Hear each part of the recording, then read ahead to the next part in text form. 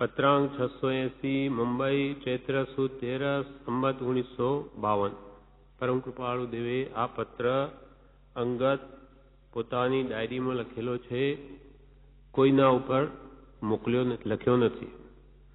આમાં પરમ કૃપાળ દેવ કે છે, ફરીથી 2 દિવસમાં આપણે વાંચી ગયા એ ફરીથી સંક્ષેપમાં લઈને પછી આગળ જઈએ. ઓમ, જેની મોક્ષ સિવાય કોઈ પણ વસ્તુની ઈચ્છા કે સ્પૃહા નહોતી અને અખંડ સ્વરૂપમાં રમણતા થવાથી મોક્ષની ઈચ્છા પણ નિવૃત્ત થઈ છે, તેને હે નાથ તું તુષ્ટમાન થઈને પણ બીજું શું આપવાનો હતો?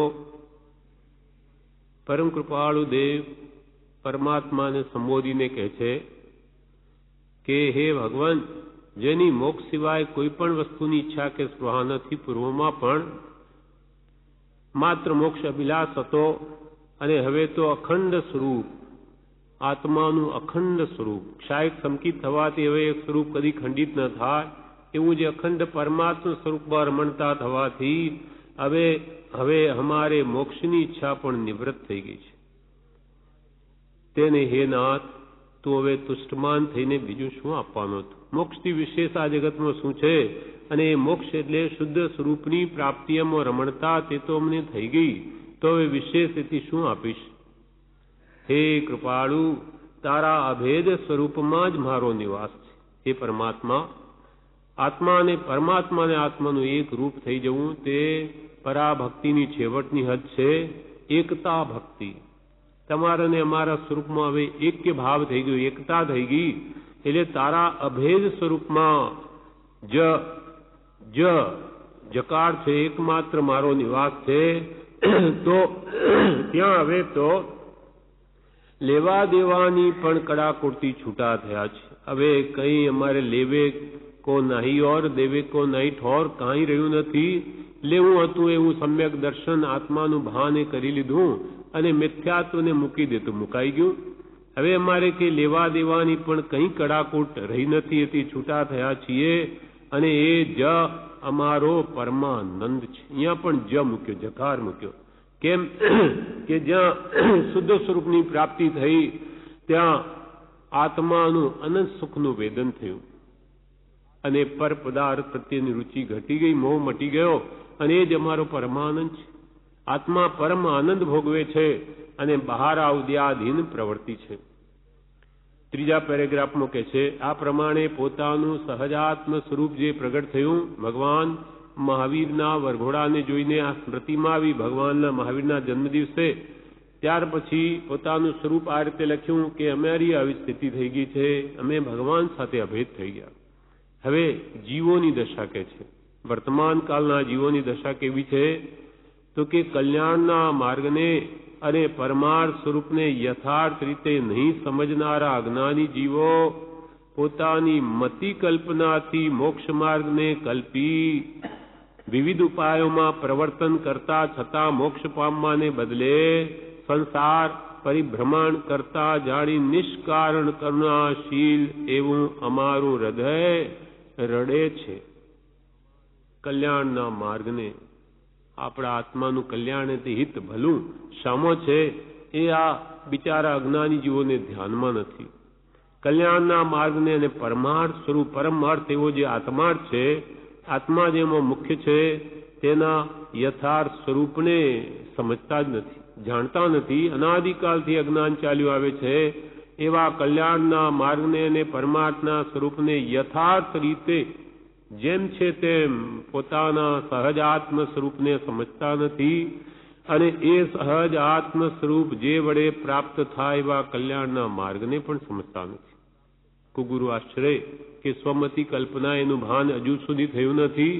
એટલે કલ્યાણના માર્ગને અને પરમાર્થ સ્વરૂપને યથાર્થ રીતે, એટલે જેમ છે તેમ પદાર્થના સ્વરૂપને નહીં સમજનારા અજ્ઞાની જીવો, બાળ જીવો, મોહી જીવો, રાગી દ્વેષી જીવો, મિથ્યાત્મી જીવો, અજ્ઞાની જીવો પોતાની મતિ કલ્પનાથી મોક્ષ માર્ગને કલ્પી, સ્વમતિ કલ્પના એ મોક્ષ માર્ગ શોધે છે. એ તો અગમ અગોચર માર્ગ છે. આ કે એવો અહીંયા મુંબઈ કે અમદાવાદ જેવો માર્ગ નથી જે દેખાય. આ તો અંતરંગ આત્મશુદ્ધિનો માર્ગ છે અને અગમ અગોચર છે. એ કોઈ જ્ઞાની પુરુષ દ્વારા જ જેની પ્રાપ્તિ માર્ગને પામેલો જ માર્ગ પમાડી શકે.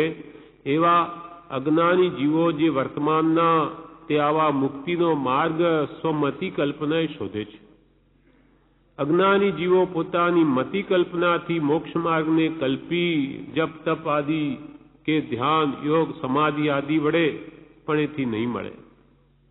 અનાદિકાલમાં આપણે ઘણો પ્રયત્ન કર્યો, અનંતવાર શાસ્ત્ર શ્રવણ વિદ્યાભ્યાસ જીન દીક્ષા વગેરે, છતાં તેની પ્રાપ્તિ નહીં થઈ. કેમ કે અગમ અગોચર માર્ગ છે, દ્રષ્ટિગોચર નથી અને સહેજ રીતે ગમે એટલે સમજાય એવો નથી, ખ્યાલમાં આવે એવો નથી.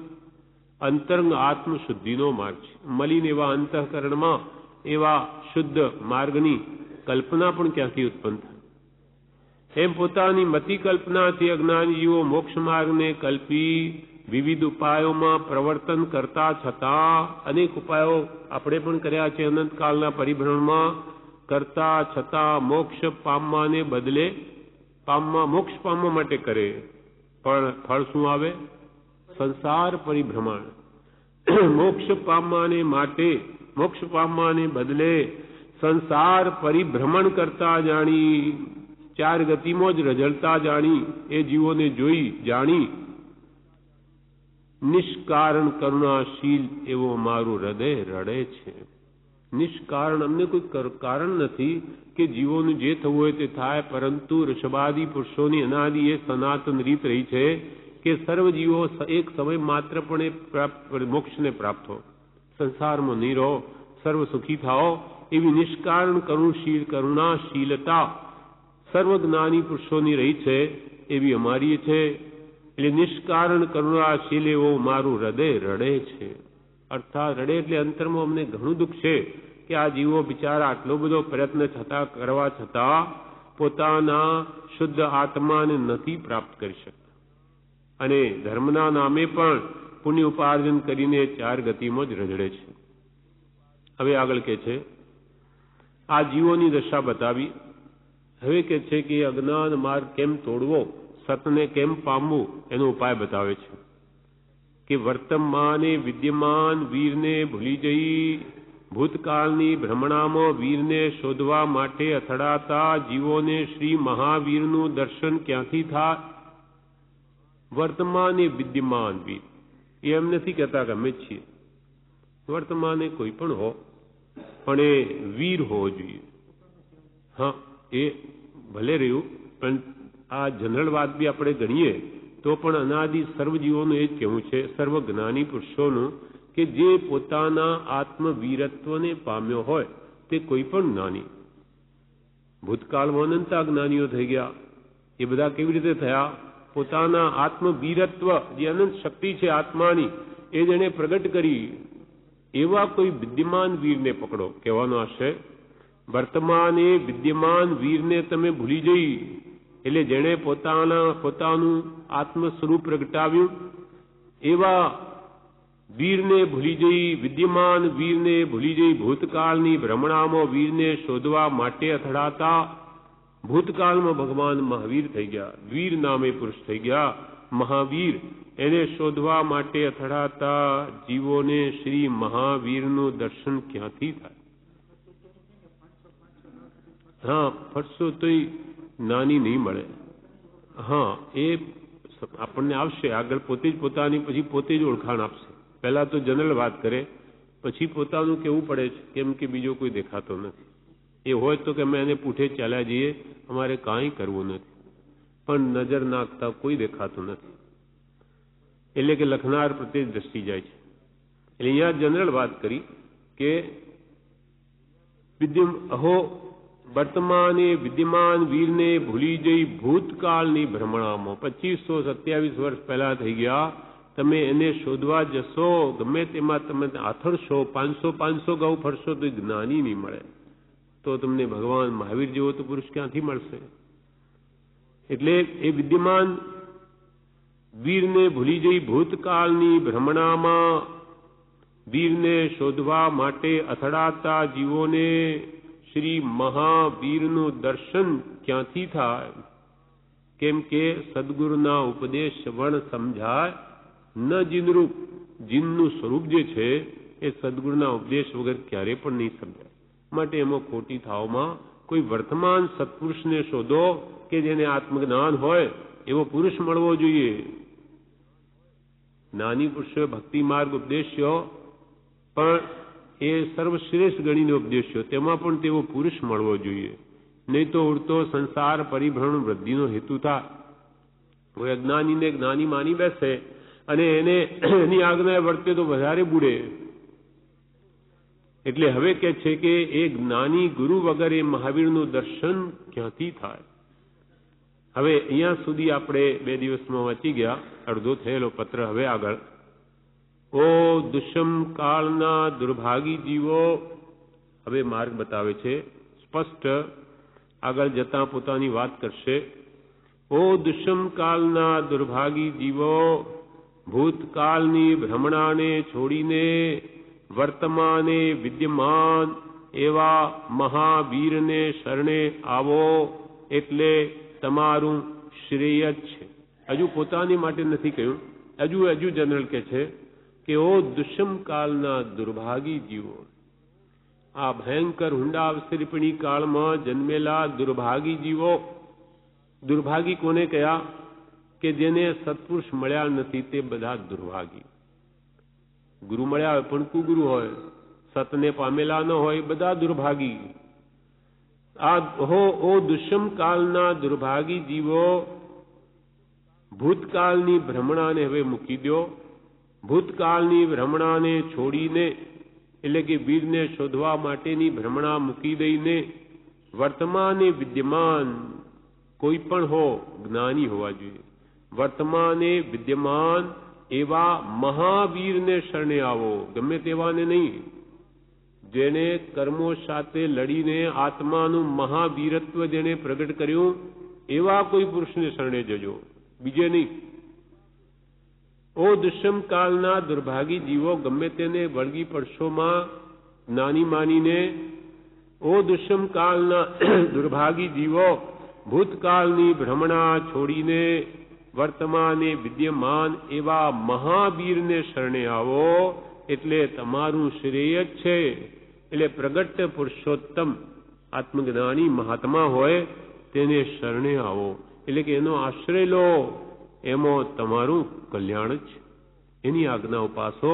પ્રત્યક્ષ પુરુષ જ્ઞાની શોધી કોઈ સત્પુરુષને શોધો અને તેના ગમે તેવા વાક્યમાં પણ શ્રદ્ધા રાખો. કોઈ સત્પુરુષને શોધો, પણ તમારી જો દ્રષ્ટિ ન હોય શોધવાની, મુમુક્ષુતા નહીં આવી હોય તો પ્રભુશ્રી કહે તેમ કૃપાલદેવ પ્રત્યે શ્રદ્ધા રાખો અને આગળ ચાલો, નહીં તો અનંત કાળમાં ભૂલ થઈ ફરી થશે. પણ જોઈશે વર્તમાન વિદ્યમાન મહાવીર. મહાવીર જોઈશે. ચાલુ માણસથી કામ નહીં ચાલે. જેને મિથ્યાત્મને હણી કાઢી સદગુરુ પદ પ્રાપ્ત કર્યું, ઘણા સમકીર્તિઓ તો હોઈ શકે, પણ જે બીજાનું કલ્યાણ કરી શકે એ બહુ દુર્લભ છે. કૃપાલ કે આજે પણ જ્ઞાનીઓ છે, પણ ગુફાઓમાં છે, એ પોતાનું હિત કરી શકે છે પણ બીજાનું નહીં, એવી એમની શક્તિ નથી. આચાર્ય ગુણ એ મોટો ગુણ છે, એ ચતુર્વિધ સંજ્ઞા ઉપરી છે ભગવાન તીર્થંકરો પછી, પણ એવી યોગ્યતા કોઈકમાં જ હોય. સાધુ તો ઘણા હોય, પણ એ આખા સાધુ સાધ્વી શ્રાવક શ્રાવિકાઓ બધાના ઉપરી, બધાને લઈને ચાલવું, એ ઘણી બધી યોગ્યતા જોઈએ. એ કૃપાલ કે અમારામાં છે, પોતે પત્રમાં લખ્યું છે. પણ વચ્ચે આપણા જેવા આ સંસારી આ હિન્દ પુણ્ય જીવોને અર્થે એમને બાહ્ય ત્યાગ નહીં આવ્યો, એટલે જગતના જીવો ઓળખી નહીં શક્યા. અને એ આવે તો ભગવાન મહાવીરનું વચન જાણે ખોટું પડી જાય કે આ તો હિન્દ પુણ્ય આ ઉતરતો કાળ છે, જૈન ધર્મનો ઉદ્ધાર થઈ જાય, બહુ બધા દિગંબર શ્વેતાંબર એક થઈ જાય. પણ એવું આ કાળને પોસાય એવું નથી. એટલે કૃપાલ કે એના માટે જ જાણે એમને એવો ઉદય નહીં વર્તતો હોય કે બધી જ યોગ્યતા હોવા છતાં બાહ્ય ત્યાગ નથી. આ કર્મ અમને કાં ઘેરે છે. અંતરંગમાં વિતરાગતા અને બાહ્ય વણિક વેશ જોઈને કૃપાલુને કોટી કોટી વિચાર આવે છે કે આ શું છે, આ કેવો. આવા જ્ઞાનીઓ તો કે પૂર્વે ઘણા થઈ ગયા, પણ અમારે જેવો ઉપાધિ પ્રસંગ અને ચિત્ત સિદ્ધિ, ઉદાસીન, અતિ ઉદાસીન, તે તો પ્રમાણમાં થોડા થયા છે. પણ જે છે એ છે, એનો કોઈ બીજો ઉપાય નથી. એટલે ક્યારે કર્મ માર્ગ આપે ને ક્યારે અમે છોડીને જઈએ. ઓ દુષ્મ કાળના દુર્ભાગી જીવો. દુષ્મ કાળ કેવો છે એના વિશે પરમ કૃપાળુ દેવ આપણને 301 પાન ઉપર 282માં પત્રમાં જણાવે છે કે કેવો ભયંકર દુષ્મ કાળ વર્તી રહ્યો છે જેમાં આપણે બેઠા છીએ. પરમ કૃપાળુ દેવ પત્રાંક 282માં કહે છે, ભગવાન વ્યાસજી જે યુગમાં હતા તે યુગ બીજો હતો, અને આ કલિયુગ છે. એમાં હરિ સ્વરૂપ, હરિ નામ અને હરિજન દ્રષ્ટિએ નથી આવતા, શ્રવણમાં પણ નથી આવતા. એ ત્રણેય માના કોઈની સ્મૃતિ થાય એવી કોઈ પણ ચીજ પણ દ્રષ્ટિએ નથી આવતી. શું કહ્યું કૃપાલ દેવે? મહાત્મા વ્યાસજી એક ઠેકાણ ઉપર લખ્યું પછી કે ભગવાન વ્યાસજી જે યુગમાં હતા એ જ્ઞાની પુરુષ, તે યુગ બીજો હતો, સતયુગ હતો. આ તો કલિયુગ છે. કલિ એટલે પાપ. પાપના યુગમાં આપણે બેઠા છીએ. એમાં હરિ સ્વરૂપ એટલે હરિ સ્વરૂપ જેને પ્રાપ્ત થયું, આત્મ સ્વરૂપ, એવા સત્પુરુષો નથી જોવામાં આવતા. કે હરિનામ, ભગવાનનું નામ પણ ક્યાંય સાંભળવામાં નથી આવતું. અને હરિજન, હરિજન એટલે મુમુક્ષુઓ, ભક્તજનો, એ પણ સાચા ભક્તો પણ દ્રષ્ટિગોચર નથી થતા. એવો કાળ આવી ગયો છે. ભગવાન વ્યાસજી જે યુગમાં હતા તે યુગ બીજો હતો. આ કલિયુગ છે. એમાં હરિ સ્વરૂપ એટલે સત્પુરુષો, હરિનામ એટલે તે ભગવાનનું નામ, અને હરિજન એટલે મુમુક્ષુઓ ભક્તો સાચા દ્રષ્ટિએ નથી આવતા. આંખ દ્રષ્ટિએ એટલે આંખે દેખાતા નથી, અને શ્રવણમાં પણ નથી આવતા. એ મહાપુરુષો કે ત્યાં રહેલા એવું સાંભળવામાં પણ ક્યાંય નથી આવતું કે ત્યાં છે. શ્રવણમાં પણ નથી આવતા. એ ત્રણેયમાંના કોઈની સ્મૃતિ થાય એવી કોઈ પણ ચીજ પણ દ્રષ્ટિએ નથી આવતી. હરિ સ્વરૂપ, હરિ નામ અરે હરિજન, એ ત્રણેયમાંથી કોઈની સ્મૃતિ થાય કે ભગવાન યાદ આવે એવી કોઈ પણ ચીજ પણ અહીંયા દ્રષ્ટિ ગોચર નથી થતી. બધા સાધન કલિયુગથી ઘેરાઈ ગયા છે. બધા સાધન કલિયુગે પાપ, કલિયુગ તો આ જ છે. એટલે આપણા પાપોને લઈને આ કાળને પણ કલંક લાગ્યો છે.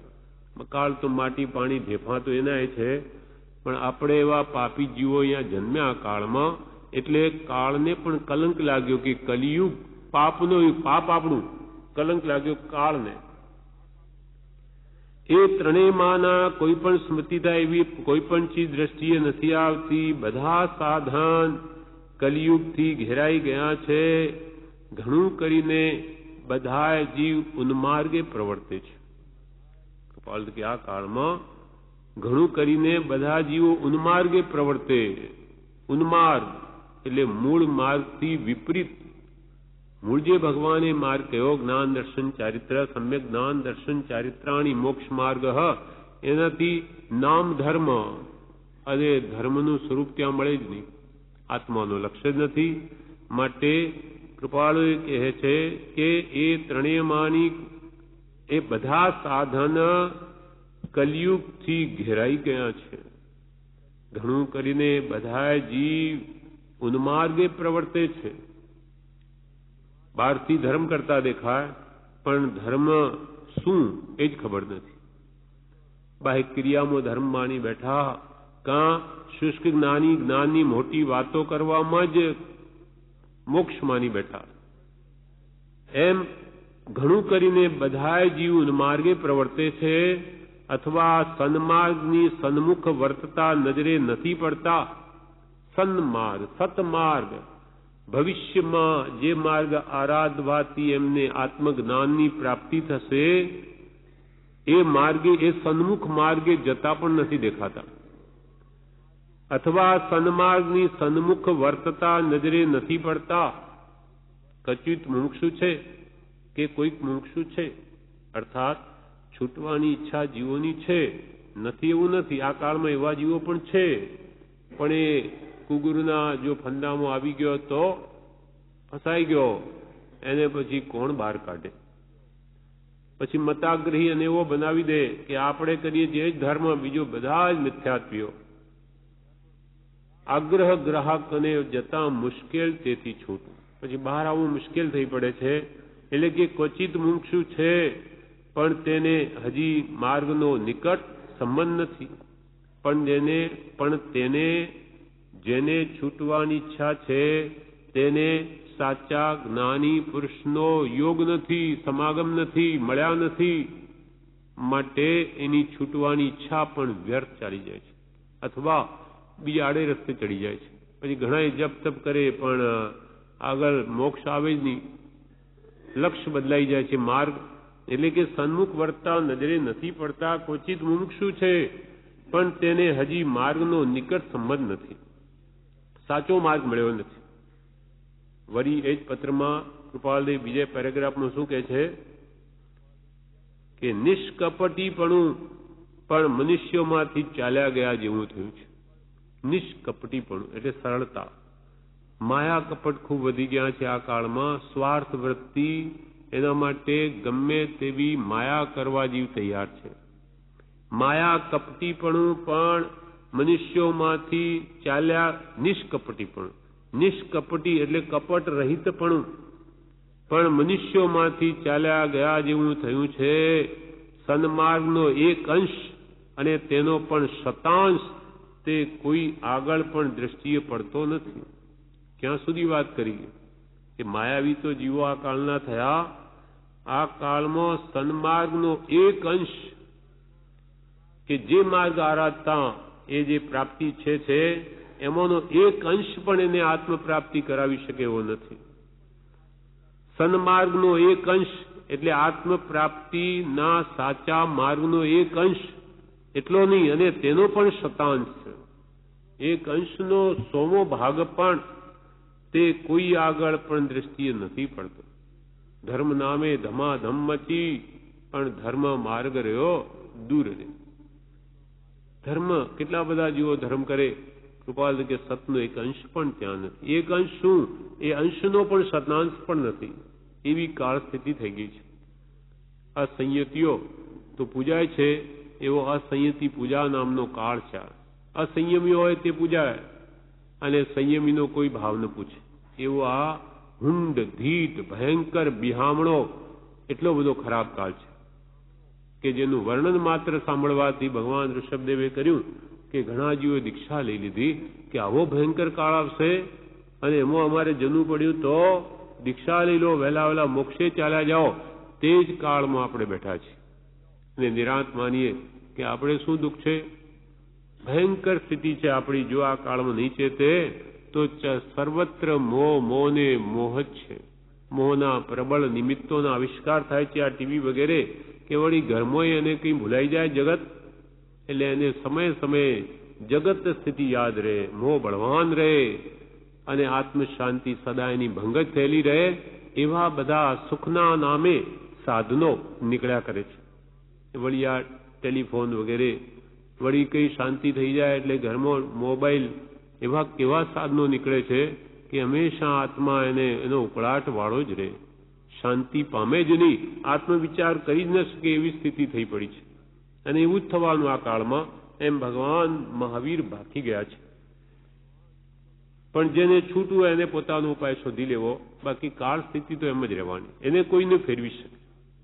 આખા જગતમાં કંઈ ચામડું મળાય નહીં. પોતાને ને અનુકૂળ આવે તો પગમાં જોડા પહેરી લેવા. આપણા માટે જ્યાં પગ પડે ત્યાં ચામડું જ છે. આખી દુનિયાને કંઈ નહીં ફેરવી શકાય, કેમ કે આ કલયુગ છે. આપણે સત્સંગ કરીને આપણા ભાવ કેમ સારા રહે એવા સ્થાનમાં રહીને આપણી પરિણતિ જાળવી લેવી. બાકી તો કે હરિનામ, હરિ સ્વરૂપ કે હરિજન કઈ દ્રષ્ટિ પડે એવો કાળ રહ્યો નથી. કૃપાલદેવ એક પત્રમાં લખ્યું બીજામાં કે જ્ઞાની પુરુષ તો શું સાચા આત્માર્થી જીવોનો સમાગમ પણ મુશ્કેલ થઈ પડ્યો છે 817માં. આ તો અહીંયા આપણે આ હિન્દુસ્તાનના ચારે બાજુના લોકો આવીને એકઠા ભેગા થયા ત્યારે આટલું આ લીલું દેખાય. બાકી રોજે શહેરોમાં કે ગામોમાં આટલા ભેગા થવું હોય તો ક્યાં ટાઈમ છે લોકોને? ભલે મંદિરો લાખોના બાંધી લે, નવરાશ ક્યાં છે? એટલી બધી બાહ્ય પ્રવૃત્તિ વધી પડી છે. એટલે હરિનામ કે હરિ સ્વરૂપ કે હરિજન દ્રષ્ટિએ નથી આવતા. એ આરત પણ નાશ પામવા જેવું થયું છે. ગરજ નથી આત્માની, પૈસો જોઈએ છે. પૈસો મળે એટલે પૈસો મારો પરમેશ્વર અને બૈરી મારી ગુરુ, છોકરા મારા સાલિંગર, તો કોની સેવા કરું? સાલિંગર એટલે શિવલિંગ. હા, શિવલિંગ. બીજે કોની સેવા કરું? આ બધા ઘરમાં જ છે બધું. આવી ભયંકર કાળ સ્થિતિ છે. સત્પુરુષની કોઈને આત્માના હિતની પડી નથી. એટલે અહીંયા કહે છે કે નિષ્કપટીપણું મનુષ્યમાંથી ચાલ્યા ગયા જેવું થયું છે. સન્માર્ગનો એક અંશ અને તેનો પણ શતાંશ તે કોઈ આગળ પણ દ્રષ્ટિએ પડતો નથી. કેવળ નામનો માર્ગ તે તો કેવળ વિસર્જન થઈ ગયો છે. કેવળ જ્ઞાનનો મૂળ માર્ગ ભગવાન મહાવીરે કહેલો તે તો કેવળ વિસર્જન થઈ ગયો છે, ભૂલાઈ ગયો છે. કોણ જાણે હરિની ઈચ્છા શું છે? કૃપાલ કે કોણ જાણે હરિની શું ઈચ્છા છે? કોણ જાણે હરિની ઈચ્છા શું છે? આવો વિકટ કાળ તો હમણો જ જોયો. આવો ભયંકર કાળ કે જ્યાં કોઈ સત્પુરુષે નહીં, કોઈ આના આશ્રિત સાચા મળે નહીં, કે ક્યાંય ભગવાનનું નામ સાંભળવા નહીં મળે. આવો વિકટ કાળ તો હમણો જ જોયો. કેવળ મંદ પુણ્યવાળા પ્રાણી જોઈ પરમ અનુકંપા આવે છે. મંદ પુણ્યવાળા, હીન પુણ્યવાળા જીવોએ, હીન પુણ્યવાળા જીવોએ આ ભરત ક્ષેત્ર ઘેરી લીધું છે. માટે કેવળ મંદ પુણ્યવાળા પ્રાણી જોઈ પરમ અનુકંપા આવે છે, દયા છૂટે છે કે આ જીવો કેવી રીતે પોતાના મનુષ્ય ભાવ પામીને પણ પોતાનું હિત કેવી રીતે કરી શકશે? કેમ કે કોઈને આત્માની કે સત્પુરુષની ગરજ જ નથી. એમ ઓ દુષ્મ કાળના દુર્ભાગી જીવો. ફરી એક પત્રમાં કૃપાલદેવ 346 પાદ ઉપર 348 પેજમાં જણાવે છે, 398 પત્રમાં, કે આ કેવો ભયંકર કાળ છે. આમાં આ શા માટે જાણવું કે એમાં આપણે વિશેષ જાગૃતિ રાખવી જોઈએ, નહીં તો આપણી પણ ભયંકર સ્થિતિ થશે. પત્રાંક 398માં જણાવે છે, શાસ્ત્રોને વિશે આ કાળને અનુક્રમે ક્ષીણપણા યોગ્ય કહ્યો છે. શાસ્ત્રોમાં ભગવાન મહાવીરે પણ ઉપદેશ્યું, કૃપાળુને પણ મોક્ષમાળામાં પંચમ કાળનો પાઠ મૂક્યો કે આ કાળ કેવો છે. શાસ્ત્રોને વિશે આ કાળને, આ કલિયુગને અનુક્રમે ક્ષીણપણા યોગ્ય કહ્યો છે. ઉતરતો કાળ, ક્ષીણ થતા જાય છે. બધા કનિષ્ઠ વસ્તુઓની ઉત્પત્તિ અને ઉત્તમ વસ્તુની ક્ષીણતા. શાસ્ત્રોને વિશે આ કાળને અનુક્રમે એટલે ક્રમપૂર્વક બધી વસ્તુ ઘટતી જાય છે. ક્ષીણપણા યોગ્ય કહ્યો છે. આ અવસરપીણી કાળ છે. ઉત્સરપીણી નહીં, ચડતો કાળ નથી, ઉતરતો કાળ છે. અને તે પ્રકારે અનુક્રમે થયા કરે છે. જે ભગવાને કહ્યું તેમ થયા કરે છે. શાસ્ત્રોને વિશે અને તે પ્રકાર અનુક્રમે તે થયા કરે છે.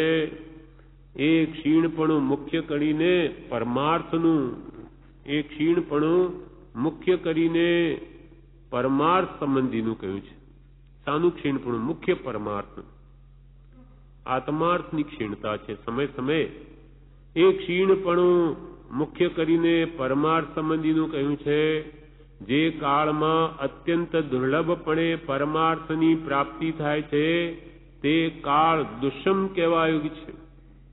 જે સમયમાં, જે કાળમાં અત્યંત દુર્લભપણે પરમાર્થ પ્રાપ્ત થાય તે કાળને દુષ્મ કહ્યો છે. દુઃખે કરીને જેને સતની પ્રાપ્તિ થાય એવા કાળને દુષ્મ કાળ કહ્યો છે. જો કે સર્વકાળને વિશે પરમાર્થ પ્રાપ્તિ જેનાથી થાય છે એવા પુરુષોનો જોગ દુર્લભ જ છે. કૃપાલ કે ભલે ચોથો આરો તો પણ ત્યાં કઈ સત્પુરુષો બહુ આમ હોતા નથી કે ભાઈ ઘર ઘર શેરીએ મળે. સત્પુરુષોનું તો હંમેશા દુર્લભપણું જ છે. 608 દિવસ 6 મહિના અને 8 સમય મુક્તિએ જાય, એથી વિશેષ જતા નથી. એ તો હંમેશા સત્પુરુષોનું તો સર્વકાળમાં દુર્લભપણું જ છે. જો કે સર્વકાળને વિશે પરમાર્થ પ્રાપ્તિ જેનાથી થાય, જેનાથી આપણે મોક્ષ માર્ગ મળે, સમ્યક દર્શનની પ્રાપ્તિ થઈ શકે, એવા પુરુષોનો જોગ તો દુર્લભ જ છે સર્વકાળમાં. કહ્યું છે નીતિમાં, એક ગ્રંથમાં કહ્યું છે કે શૈલે શૈલેન માણિક્યમ મુક્તિકમ ન ગજે ગજે સાધવો નહીં સર્વત્ર ચંદનમ ન વને વને. શૈલે શૈલેન માણિક્યમ, માણિક મોતી એ બધા દરેક પર્વત ઉપર હોતા નથી. હીરાની ખાણ તો કોઈક હોય, કે દરેક પર્વતમાં તો ન હોય. શૈલ એટલે પર્વત. શૈલે શૈલે ન માણિક્યમ, પર્વતે પર્વતે માણિક હોતા નથી. મુક્તિકમ ન ગજે ગજે, પ્રત્યેક ગજ એટલે હાથી ઉપર કઈ મોતીઓ હોતા નથી, એ તો કોઈક પર હોય.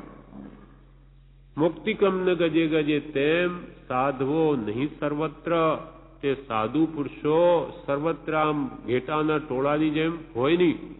સાધવો નહીં સર્વત્ર ચંદનમ ન વને વને, તેમ ચંદન પણ દરેક વનમાં હોતું નથી. એ તો કોઈક વન હોય ચંદનનું, કઈ બધા વન ચંદનના હોય. તેમ સાધુ પુરુષો તો સર્વકાળમાં એનું દુર્લભપણું જ છે. જો કે સર્વકાળને વિશે પરમાર્થની પ્રાપ્તિ જેનાથી થાય છે એવા પુરુષોનો જોગ દુર્લભ જ છે. તથાપી તો પણ આ કાળને વિશે તો અત્યંત દુર્લભ હોય છે. આ કાળમાં તો આવા સત્પુરુષોની પ્રાપ્તિ અત્યંત દુર્લભ હોય છે. જીવોની પરમાર્થ વૃત્તિ ક્ષીણ પરિણામને પામતી જતી હોવાથી સમયસે આપણી પરમાર્થ વૃત્તિ, આત્માર્થ વૃત્તિ ક્ષીણ પરિણામને પામતી જાય છે. એક પેઢી ઉતરતી આપણે જોઈએ હમણાં, આપણા કરતા આપણા દીકરાઓમાં એ પેઢીમાં રસ ઓછો છે ધર્મમાં, એમ ઉતરતું જાય છે. કેમ કે પરમાર્થ વૃત્તિ દિવસે દિવસે ક્ષીણ પરિણામને પામતી જતી હોવાથી તે પ્રત્યે જ્ઞાની પુરુષોના ઉપદેશનું બળ ઓછું થાય છે. રુચિ નથી, માટે જ્ઞાની પુરુષો ઉપદેશ આપે પણ ઉપદેશને ગ્રહણ કરવા વાળા ઘટતા જાય છે. જોઈતું નથી જીવોને. જ્ઞાની આપીની શું કરે, છતાં એ તો નિષ્કારણ કરુણાથી આપે, પણ જેને ભૂખ જ ન લાગી હોય એને 5 પકવાની શું કરે.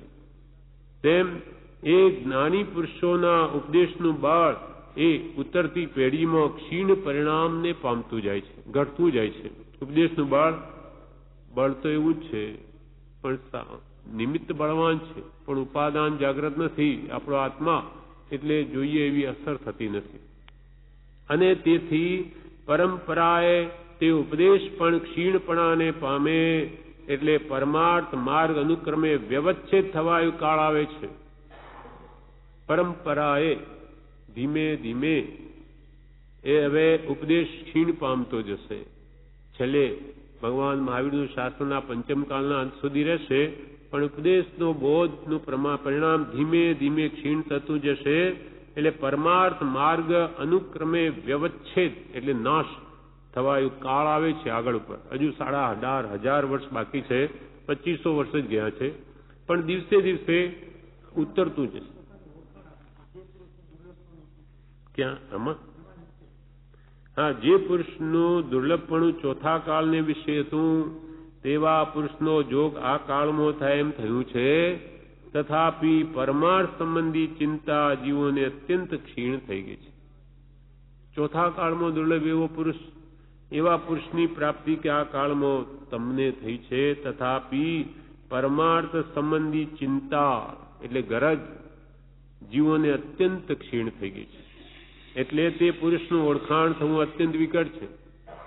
આપણને પૈસા જોઈતા હોય તો ક્યાંથી મળે, કયો ધંધો કરું, શું કરું શોધે, પણ પૈસા જોઈતા જ નથી તો શોધે કોણ?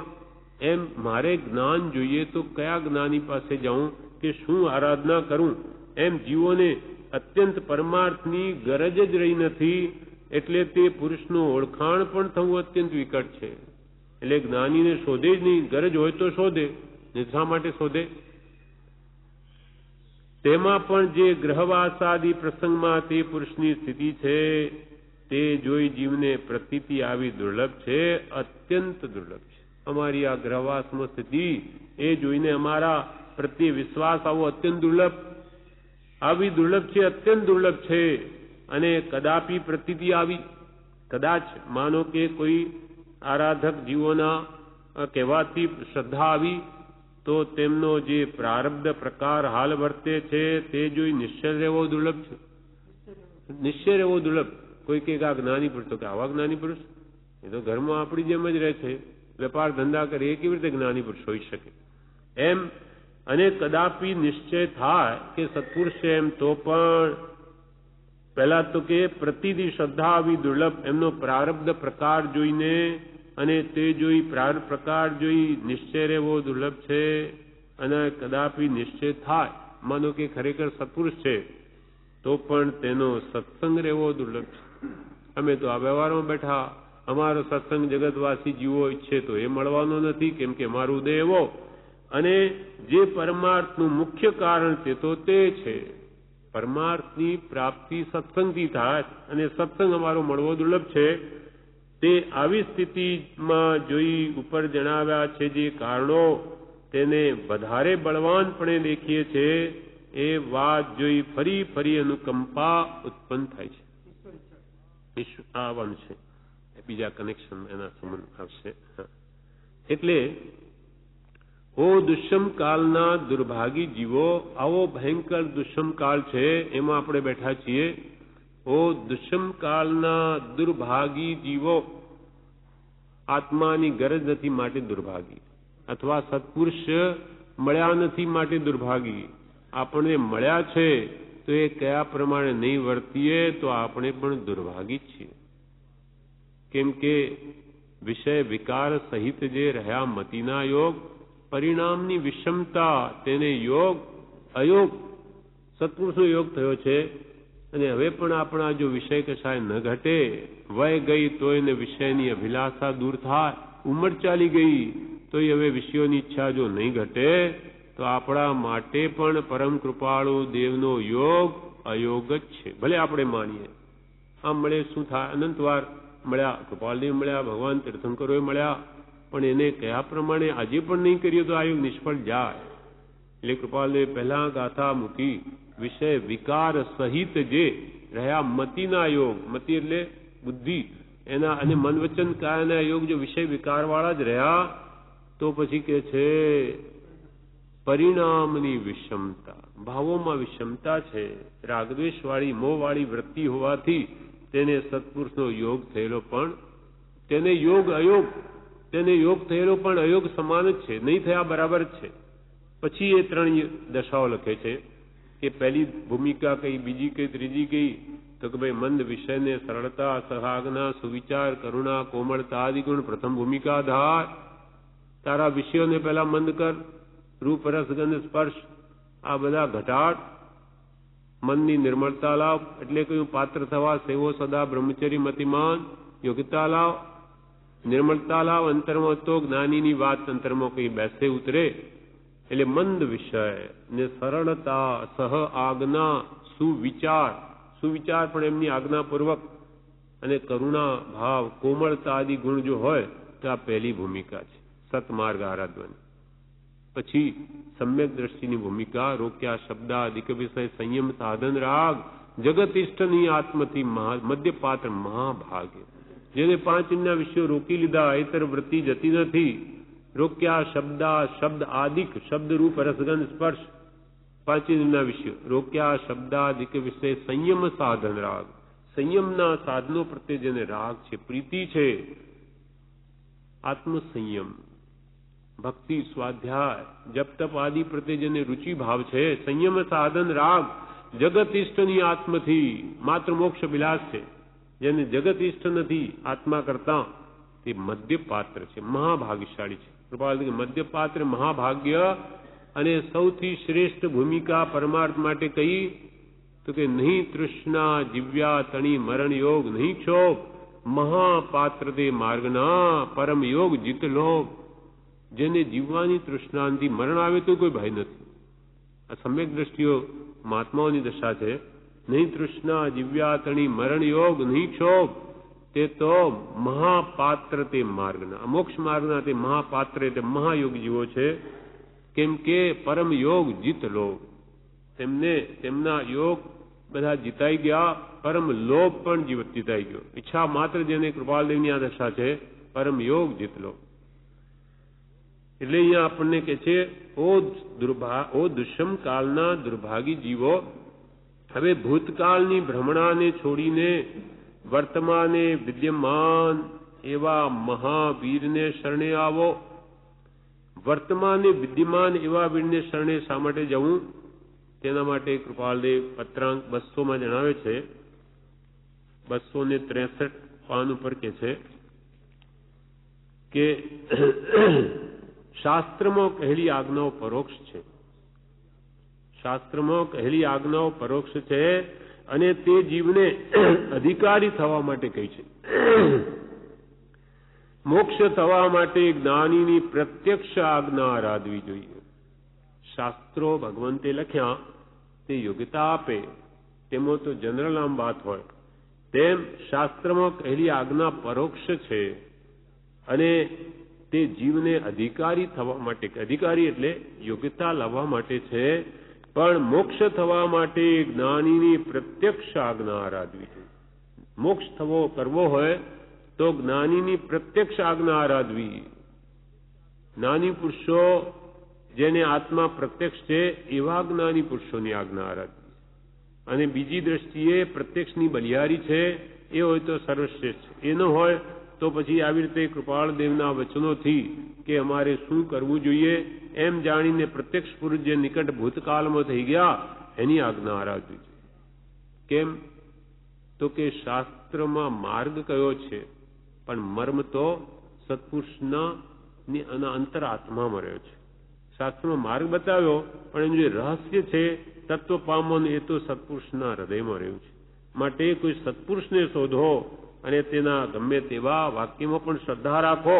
એટલે કહ્યું કે ઓ દુષ્મ કાળના દુર્ભાગી જીવો, ભૂતકાળની ભ્રમણાને છોડીને વર્તમાને વિદ્યમાન એવા મહાવીરને શરણે આવો. મહાવીરત્વ જેને પ્રાપ્ત કર્યું છે એને શરણે આવો. એ શોધો કોણ છે તે? કૃપાલદેવ એમ નથી કહેતા અમને જ વળગો, પણ શોધો કે કોણ આવી રીતે તે પામ્યાની પૂર્ણ ચોકસી કરો અને એવા કોઈ પુરુષ શોધીને એને શરણે જાઓ. એટલે અહીંયા કે છે કૃપાલદેવે આ વિદ્યમાન સત્પુરુષની પ્રાપ્તિ વિશે કેટલું બધું દબાણથી જોરદાર કહ્યું છે. 172માં પત્રમાં કે વિદ્યમાન સત્પુરુષની પ્રાપ્તિ કરવી અને તે પ્રત્યે અવિચલ શ્રદ્ધા રાખવી. ચલાયમાન નહીં, દ્રઢપણે સ્થિર રહેવું. એક સત્પુરુષને શોધીને પહેલા પૂર્ણ ચકાસણી કરી લેવી. એ થઈ ગયા પછી લાગે કે આ પરમ સત્પુરુષ છે તો એને વળગી પડો, એને છોડો માં. અને આ કહેવા માટે જ કૃપાલદેવ શું કે છે? આ જ્ઞાનીઓએ હૃદયમાં રાખેલું નિર્વાણને અર્થે માન્ય રાખવા યોગ્ય, શ્રદ્ધવા યોગ્ય, ફરી ફરી ચિંતવવા યોગ્ય, ક્ષણે ક્ષણે સમયે સમયે તેમાં લીન થવા યોગ્ય પરમ રહસ્ય છે. કોઈ જ્ઞાનીને શોધો વિદ્યમાન અને તે સત્પુરુષની ભક્તિ કરો, તેના પ્રત્યે લીન થવું, સત્પુરુષોના ચરિત્રોનું સ્મરણ કરવું, સત્પુરુષોના લક્ષણનું ચિંતન કરવું, સત્પુરુષોની મુખાકૃતિનું હૃદયથી અવલોકન કરવું, તેના મન વચન કાયાની પ્રત્યેક ચેષ્ટાના અદ્ભુત રહસ્યો ફરી ફરી નિધિધ્યાસન કરવા અને તેઓએ સંમત કરેલું સર્વ સંમત કરવું. અને આટલું કરવા માટે પહેલા નિરંતર ઉદાસીનતાનો ક્રમ સેવવો. ઉદાસીન, ક્યાંય લેપાવું નહીં, વૈરાગ્ય ભાવમાં નિમગ્ન રહેવું, વૈરાગ્ય બળવાન રાખવા અને આ કરો. સત્પુરુષને શોધો, એની ભક્તિ કરો, ગુણ ચિંતન કરો, ચરિત્રનું સ્મરણ કરો, લક્ષણ જુઓ, મુખાકૃતિનું હૃદયથી ઉપરથી નહીં કે આ કેવા પુરુષ કેવી રીતે થઈ ગયા અને એમની મન વચન કાયની પ્રત્યેક ચેષ્ટા કેવી છે એ ઝીણવટથી જુઓ. એમાં અદ્ભુત રહસ્ય રહેલું છે. એ ફરી ફરી નિધ્યાસન કરો અને એ જ્ઞાની પુરુષોએ જે અનુભવથી સિદ્ધ કર્યું છે માટે તેનું સંમત કરેલું સર્વ સંમત કરો. તમને અનુભવ નથી, એમને અનુભવથી સિદ્ધ કરીને કહ્યું, માટે કે કેમ કર્યા કરો. અને કે આ જ જ્ઞાનીઓ હૃદયમાં રાખેલું એમને કેવું છે, નિર્વાણ એટલે મોક્ષને અર્થે એ જ માન્ય કરવા યોગ્ય, શ્રદ્ધવા યોગ્ય, ફરી ફરી ચિંતવવા યોગ્ય, ક્ષણે ક્ષણે સમયે સમયે તેમાં લીન થવા યોગ્ય પરમ રહસ્ય છે આ સ્વસ્વરૂપને પામવાનું. અને એ જ સર્વશાસ્ત્રનો, સર્વ સંતના હૃદયનો, ઈશ્વરના ઘરનો મર્મ પામવાનો મહામાર્ગ છે. અને એ સગડાનું કારણ, આ સગડી વસ્તુ પ્રાપ્ત કરવાનું કારણ, એ સગડાનું કારણ કોઈ વિદ્યમાન સત્પુરુષની પ્રાપ્તિ અને તે પ્રત્યે અવિચલ શ્રદ્ધા એ છે. કોઈ વિદ્યમાન એવા સત્પુરુષને શોધો, પ્રાપ્ત કરો એની પ્રાપ્તિ, અને તે પ્રત્યે અવિચલ શ્રદ્ધા રાખો. વળી કૃપાલુ કે છે, અધિક શું લખવું, વધારે કેટલું કહું, બધું કહી દીધું. સર્વશાસ્ત્રના સંતના હૃદયનો ઈશ્વરના ઘરનો મર્મ પામવાનો આ જ મહામાર્ગ છે. અને સગડાનું કારણ કોઈ સત્પુરુષની પ્રાપ્તિ, વિદ્યમાન સત્પુરુષની પ્રાપ્તિ, અને તે પ્રત્યે વિચર શ્રદ્ધા છે. અધિક શું લખવું, એથી વધારે શું લખીએ? આજે ગમે તો કાલે, ગમે તો લાખ વર્ષે, અને ગમે તો તેથી મોડે અથવા વહેલે એ જ સૂઝે, એ જ પ્રાપ્ત થાય છૂટકો છે. સર્વ પ્રદેશે મને તો એ સંમત છે. અમારે તો પ્રદેશે પ્રદેશે આ જ વાત છે કે સત્પુરુષ વગર કોઈ કાળમાં કલ્યાણ નહીં થાય. એને શોધો, મળી આવે તો એને આજ્ઞાધીન થઈને વર્તો, એ કહે તેમ કરો. આ વાત તમારા મગજમાં ભલે આજે સમજાય તો આજે, લાખ વર્ષે સમજાય તો આજ, ઉપાય આ જ છે. અધિક શું લખવું, આજે ગમે તો કાલે, અને એ પણ નહીં સમજાય હાલ તો ગમે તો લાખ વર્ષે, અને ગમે તો તેથી મોડે અથવા વહેલે કોઈ એક સત્પુરુષને શોધવા જ પડશે. અને એ જ સૂઝે, અને એ જ પ્રાપ્ત થઈ છૂટકો છે. સર્વ પ્રદેશે મને તો એ સંમત છે. એટલે આવી રીતે કોઈ વિદ્યમાન સત્પુરુષ વગર ભૂતકાળની ભ્રમણામાં તમે શાસ્ત્રમાં શોધશો કે વિતરાગ મુદ્રામાં પણ શોધશો તો એકાએક સત્પુરુષ નહીં મળી આવે. ઓ દુષ્મ કાળના દુર્ભાગી જીવો, ભૂતકાળની ભ્રમણાને છોડીને વર્તમાને વિદ્યમાન એવા મહાવીરને શરણે આવો, એટલે તમારું શ્રેય જ છે. 722 પૃષ્ઠ ઉપર કૃપાલુ કે છે કે લાખ સંવત્સરણ હોય તેથી કલ્યાણ નહીં થાય, પણ જ્ઞાનથી કલ્યાણ થશે. સંવત્સરણ, પેજ 722, સંવત્સરણથી ભગવાનની ઓળખાણ થઈ બધી કડાકૂટ મૂકી દેવી. કે ભગવાન સંવત્સરણો બેઠા હોય એ જ ભગવાન, બીજા ભગવાન કેવી રીતે હોઈ શકે? ભગવાન તો ઉપર હોય કે અહીંયા હોય? સંવત્સરણથી ભગવાનની ઓળખાણ થઈ બધી કડાકૂટ મૂકી દેવી. લાખ સંવત્સરણ હોય પણ જ્ઞાન ન હોય તો કલ્યાણ થાય નહીં. અંબર શ્રાવક હતો, એને ભગવાને કહ્યું કે એ ક્યાંય જવાના હતા બીજે ગામ, તો કે સુલસા સતીને અમારા ભગવાન મહાવીરે કહ્યું કે અમારા ધર્મલાભ કહેજો. હો, હા કેવી સતી હશે કે ભગવાન મહાવીરે એમને પોતાના ધર્મલાભ કેવડાવે. એટલે એ પોતે વિદ્યાનો જાણકાર હતો, એટલે કે જોઈતો લઉં કેવી છે આ શ્રાવિકા. એટલે પેલું બ્રહ્માનું રૂપ કર્યું, આખું ગામ ઉલટ્યું, એ તો આવે જ નહીં. શંકરનું રૂપ કર્યું, વિષ્ણુનું, તો એ આવે નહીં. બ્રહ્માનું રૂપ કર્યું તો એ તો જોવા નહીં, આખું ગામ ઉમટ્યું. પછી કે હવે તો તીર્થંકરનું રૂપ કરું એટલે આવશે જ. પછી 25માં તીર્થંકર આવ્યા છે એમ કરીને તીર્થંકર થઈને અંબર શ્રાવક બેઠો માયાથી, તોય સુલસા આવી નહીં. કે તીર્થંકર પધારે આ તમારા જ છે? આ તો કે એ હોય નહીં, 25માં તીર્થંકર હોય નહીં, તીર્થંકર 24 જ હોય. અને ભગવાન તીર્થંકર અહીંયા આવે તો મારા રૂવાટા ઉભા થઈ જાય. એટલે સતાંતિ એટલે છે જ નહીં, માયાવી છે આ. એમ લાખ માયાથી સંવત્સર બનાવે. પત્રાંક 680, મુંબઈ, ચૈત્ર સુદ 13, 1952.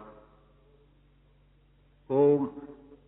જેની મોક્ષ સિવાય કોઈ પણ વસ્તુની ઈચ્છા કે સ્પૃહા નહોતી અને અખંડ સ્વરૂપમાં રમણતા થવાથી મોક્ષની ઈચ્છા પણ નિવૃત્ત થઈ છે, તેને હે નાથ તું તુષ્ટમાન થઈને પણ બીજું શું આપવાનો હતો?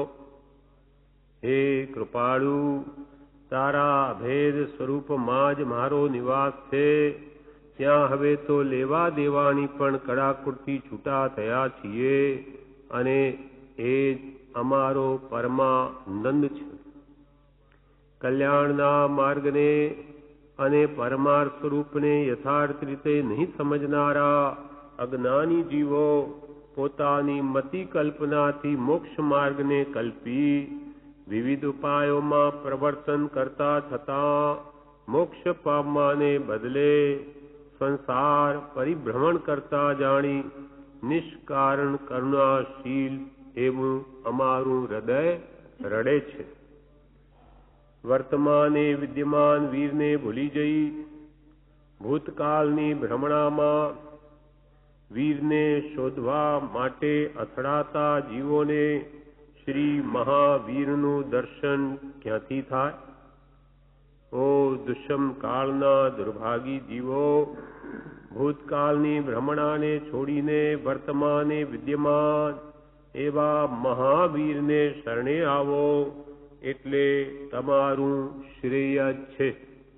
ત્યાં સુધી આપણે કાલે વાંચેલું. હવે આગળ સંસારના તાપથી ત્રાસ પામેલા અને કર્મબંધથી અને કર્મબંધનથી મુક્ત થવા ઈચ્છતા પરમાર્થ પ્રેમી જિજ્ઞાસુ જીવોની ત્રિવિધ તાપાગ્નિને શાંત કરવા માટે અમે અમૃત સાગર છીએ. કૃપાલ દેખે છે સંસારના તાપથી ત્રાસ પામેલા જે કોઈ પણ જીવો ને આ સંસાર ત્રાસરૂપ લાગતો હોય, કેમ કે આ સંસારમાં ત્રિવિધ તાપાગ્નિ છે. આધિ વ્યાધિને ઉપાધિ કાં જન્મ જરા ને મૃત્યુ. એમ સંસારના તાપથી ત્રાસ પામેલા અને કર્મ બંધનથી મુક્ત થવા ઈચ્છતા એવા પરમાર્થ પ્રેમી એટલે આત્મરસિક જીવો કે જેને આ ત્રિવિધ તાપાગ્નિથી મુક્ત થવું હોય તો એ જીવોને ત્રિવિધ તાપાગ્નિને શાંત કરવાને અમે અમૃત સાગર છીએ, અમૃતના સમુદ્ર છીએ. અમૃત દેવલોકમાં હોય છે એમ કહેવાય છે કે જેથી જીવો આટલા કાળ સુધી જીવી શકે.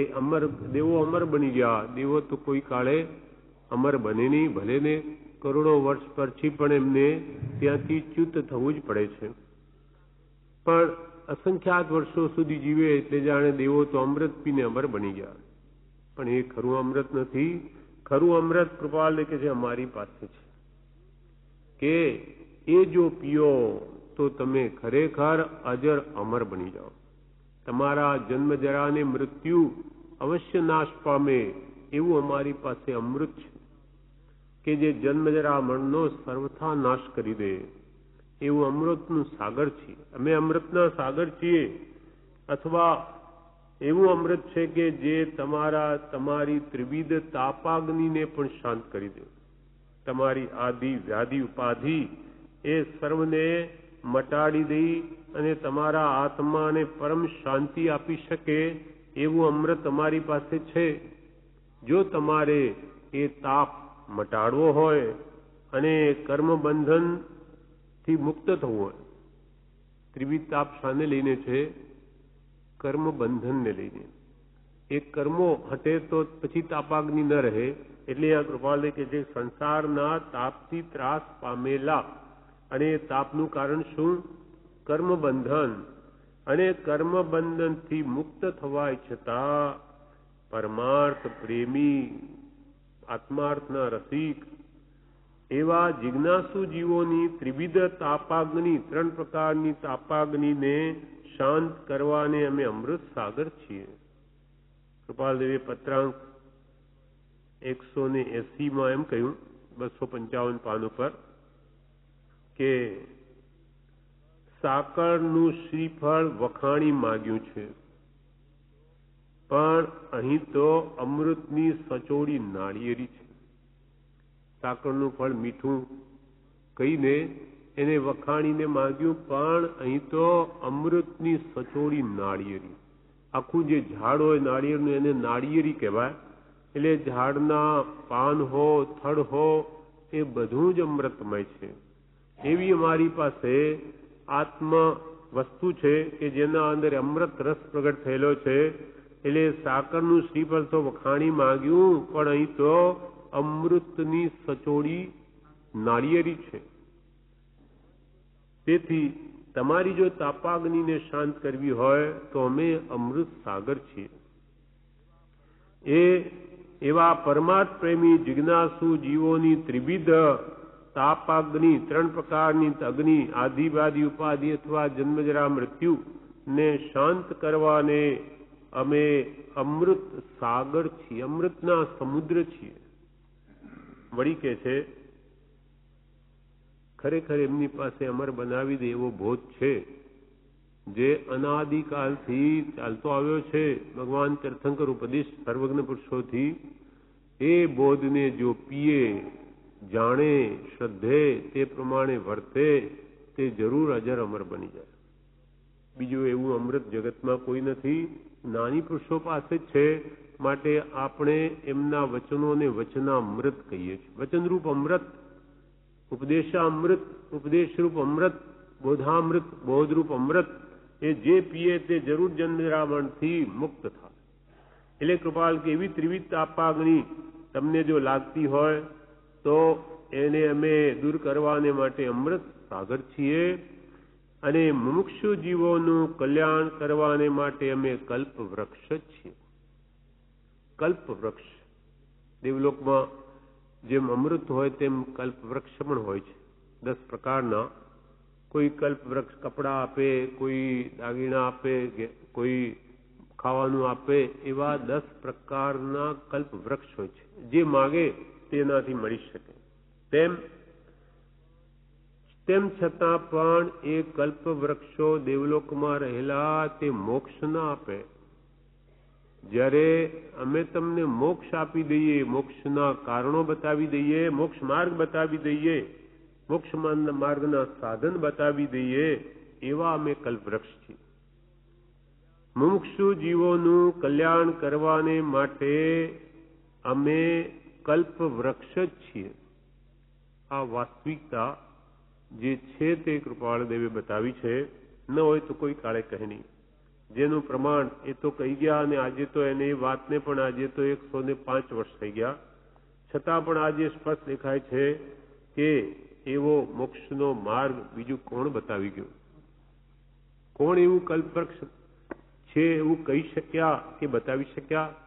જ્યારે એમનો ઉપદેશ ખરેખર આગમોના સારરૂપ આજે પણ આપણને જણાય છે. તેથી ખરેખર કૃપાળદેવે જે કહ્યું તે યથાર્થ ભાષે છે. મુમુક્ષુ જીવોનું કલ્યાણ કરવાને માટે અમે કલ્પ વૃક્ષ જ છીએ. એના માટે કૃપાળદેવે એકવાર ત્રિભુવનભાઈ ખંભાતવાળાને એમ લખ્યું, જિજ્ઞાસુભાઈ ત્રિભુવન આદિ 173માં પત્રમાં 251 પાન પર કહે છે, તમને બધાને ખુલ્લી કલમથી જણાવી દેવાની ઈચ્છા થતા જણાવું છું કે હજુ સુધી મેં તમને માર્ગના મર્મનો એક અંબાલાલ સિવાય કોઈ અંશ જણાવ્યો નથી. ત્રિભુવનાદિ મુમુક્ષુઓને લખે છે કે ખુલ્લી કલમથી આજે જણાવી દેવાની ઈચ્છા થતા જણાવી દઉં છું કે હજુ સુધી મેં તમને એટલે ત્રિભુવન આદિને માર્ગના મર્મનો એક અંબાલાલ સિવાય કોઈ અંશ જણાવ્યો નથી. કેમ કે એવી યોગ્યતા નથી. એક અંબાલાલ ભાઈમાં જોઈ તેમને જણાવ્યો, એ સિવાય ત્રિભુવન આદિ ખંભાતના મુક્ષન કે અમે કોઈને જણાવ્યો નથી. અને જે માર્ગ પામ્યા વિના કોઈ રીતે જીવનો છૂટકો થવો કોઈ કાળે સંભવિત નથી. અમે જે માર્ગ બતાવે છીએ એ જ્યાં સુધી ન જાણો ત્યાં સુધી કોઈ રીતે પણ જીવનો છૂટકો થવો સંભવિત નથી. તે માર્ગ જો તમારી યોગ્યતા હશે તો આપવાની સમર્થતા વાળો પુરુષ બીજો તમારે શોધવો નહીં પડે. જો તમે યોગ્યતા પ્રાપ્ત કરશો તો અમે તમને પણ મરમ બતાવી દઈશું. તમારે બીજો શોધવો નહીં પડે કલ્યાણ માટે. તે માર્ગ જો તમારી યોગ્યતા હશે તો આપવાની સમર્થતા વાળો પુરુષ તમારે બીજો શોધવો નહીં પડે. એમાં કોઈ રીતની પોતાની સ્તુતિ કરી નથી. એમને માનશો કે અમે અમારી પ્રશંસા કરી છે આમાં કે તમારે બીજો શોધવો ન પડે, અમે બધું આપી દઈશું, એવી અમે અમારી કોઈ રીતે પણ આમાં સ્તુતિ કરી નથી, પ્રશંસા કરી નથી, પણ માત્ર વાસ્તવિકતાને બતાવી છે. કેમ કે તમને જો આ વાત નહીં કહીએ તો તમે સમજી જ ન શકો. અમારા અંતરાત્માની કેવી દશા છે એ જણાવ્યા વગર ખબર ન પડે માટે કહીએ છીએ. તો તમારી જો યોગ્યતા હશે તો આપવાની સમર્થતા વાળો પુરુષ બીજો તમારે શોધવો નહીં પડે. એમાં કોઈ રીતની પોતાની સ્તુતિ કરી નથી. આ આત્માને આવું લખવાનું યોગ્ય લાગતું નથી, છતાં લખ્યું છે. આ અમને અમારી જ વાત તમને ખુલ્લી કરી દેવી અને અમે તમારું આ કામ કરી શકીશું એવું કહેવું અમને યોગ્ય નથી લાગતું, પણ તમે સમજી ન શકો એટલે કહેવું પડે છે. આ આત્માને આવું લખવાનું યોગ્ય લાગતું નથી, છતાં લખ્યું છે. એમ ત્રિવિધ તાપાગ્નિને શાંત કરવાને માટે અમે અમૃતસાગર છીએ અને મુમુક્ષુ જીવોનું કલ્યાણ કરવાને માટે અમે કલ્પવૃક્ષ છીએ.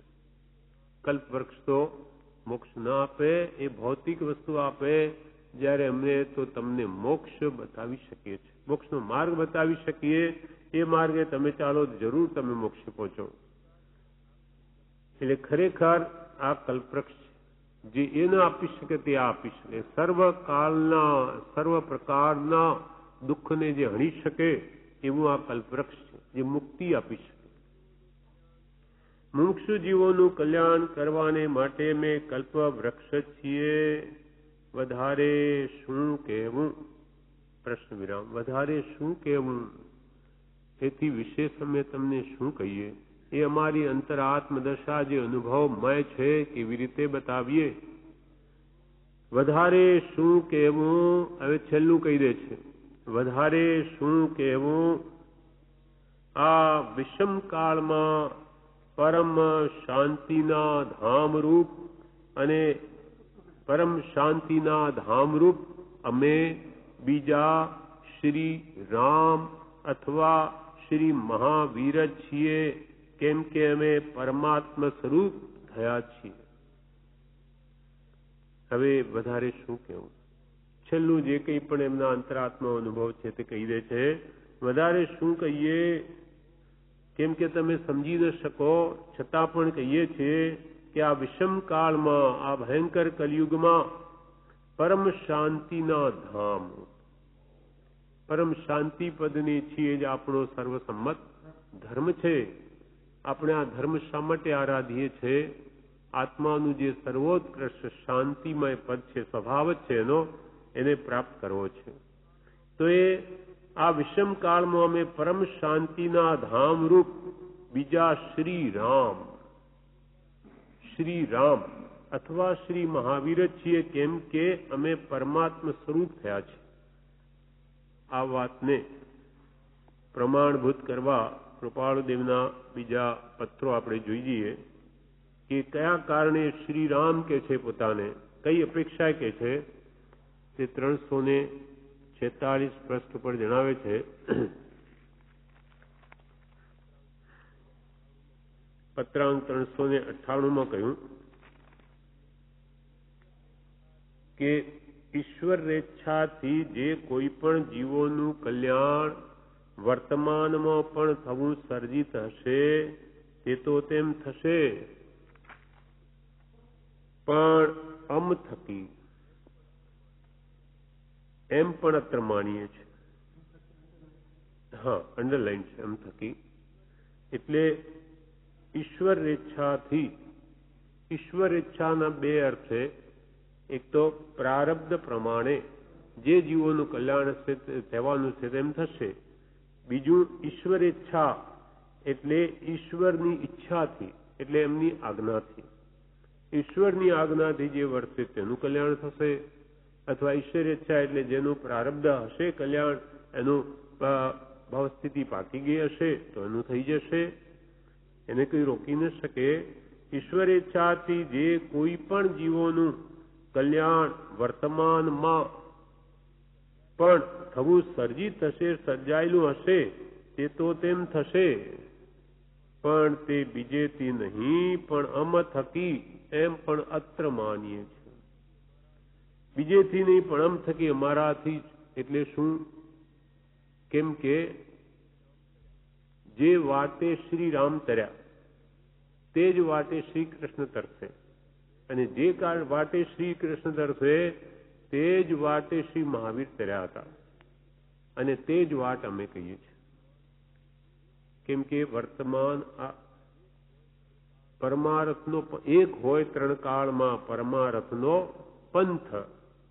પરમાર્થ પામવાનો જે પંથ માર્ગ છે, મોક્ષ માર્ગ, એ ત્રણેય કાળમાં એક જ છે. એક હોય ત્રણ કાળમાં ભૂત ભવિષ્ય વર્તમાનનો પરમાર્થનો પંથ પ્રેરે તે પરમાર્થ ને તે વ્યવહાર સંબંધ. જે વ્યવહાર પણ એ પરમાર્થ તરફ જ એને પ્રેરે એવો શુદ્ધ વ્યવહાર તે સાચો વ્યવહાર છે, જે મોક્ષ માર્ગને આપે. માટે અહીંયા કૃપાલદેવ કહે છે કે અમ થકી, એટલે અમે જે ભગવાન મહાવીરનો મૂળ માર્ગ પ્રરૂપિત કર્યો છે, પ્રગટ કર્યો છે, એ માર્ગે જ, બીજો કોઈ માર્ગ છે જ નહીં મુક્તિનો. સાચો માર્ગ ભગવાન વિતરાગોએ કહ્યો તે જ છે. અને એ જ વાટે શ્રી રામ પણ તર્યા હતા, અને એ જ વાટે ભવિષ્યમાં શ્રી કૃષ્ણ પણ તરશે, અને એ જ વાટે ભગવાન મહાવીર પણ તર્યા હતા, અને એ જ વાટ અમે તમને બતાવીએ છીએ. માટે એ જ વાટે અમ થકી જ, કેમ કે આ કાળમાં ભગવાન મહાવીરનો શુદ્ધ માર્ગ બતાવનાર સંપૂર્ણ રીતે બીજો કોઈ અમારા ધ્યાનમાં આવતો નથી. આપણે તો કોઈને ઓળખી જ ન શકીએ, પણ એ ભગવાનના અંતિમ શિષ્ય હોવાથી ભગવાનનો અંતરાશય શું હતો એમના ધ્યાનમાં છે. એટલે એ કહે છે કે તે બીજેથી નહીં પણ અમ થકી એમ પણ અત્ર માણીએ છે. માટે અહીંયા કૃપાલય કહે છે કે વધારે શું કહીએ, આ વિષમ કાળમાં પરમ શાંતિના ધામ રૂપ અમે બીજા શ્રી રામ અથવા શ્રી મહાવીર છીએ, કેમ કે અમે પરમાત્મા સ્વરૂપ થયા છીએ. ફરી કૃપાલદેવ પત્રાંક 322 કહે છે, બંધ મોક્ષની યથાર્થ વ્યવસ્થા જે દર્શનને વિશે યથાર્થપણે કહેવામાં આવી છે તે દર્શન નિકટ મુક્તપણાનું કારણ છે. આમાં શું કહે છે કૃપાલદેવ? બંધ અને મોક્ષ કયા કારણોને લઈને જીવને કર્મનો બંધ થાય અને કયા કારણોને લઈને જીવ કર્મથી મુકાય, એ બંધ મોક્ષની યથાર્થ વ્યવસ્થા.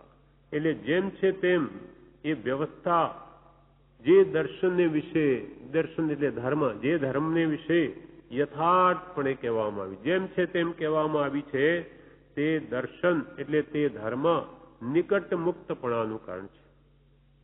એવો ભગવાનનો વિતરાગનો કહેલો પરમ શાંત રસમય ધર્મ પૂર્ણ સત્ય છે એવો નિશ્ચય રાખવો. કેમ કે એ ધર્મમાં બંધ મોક્ષની યથાર્થ વ્યવસ્થા છે. આ પ્રમાણે કર્મનો બંધ અને આ પ્રમાણે વર્તે તો કર્મથી મુક્તિ, એ બધું કૃપાલ કે છે અમે બધા ધર્મોને તપાસી જોયા તો એમાં આ ભગવાન મહાવીરનો કહેલો જે મોક્ષ માર્ગ એ સંપૂર્ણ સત્ય જણાય છે અમને.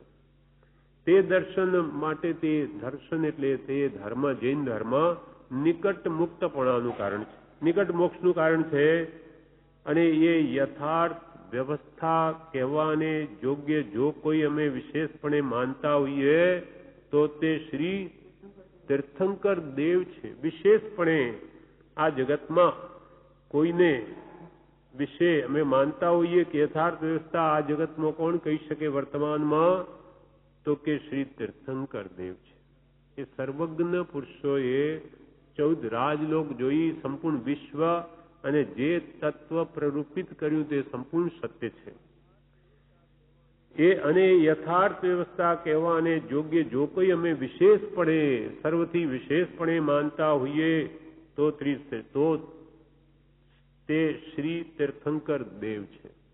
અને એ જે શ્રી તીર્થંકર દેવનો અંતર આશય તે પ્રાય મુખ્યપણે અત્યારે કોઈને વિષયા ક્ષેત્રે હોય તો તે અમે હોઈશું એમ અમને દ્રઢ કરીને ભાસે છે.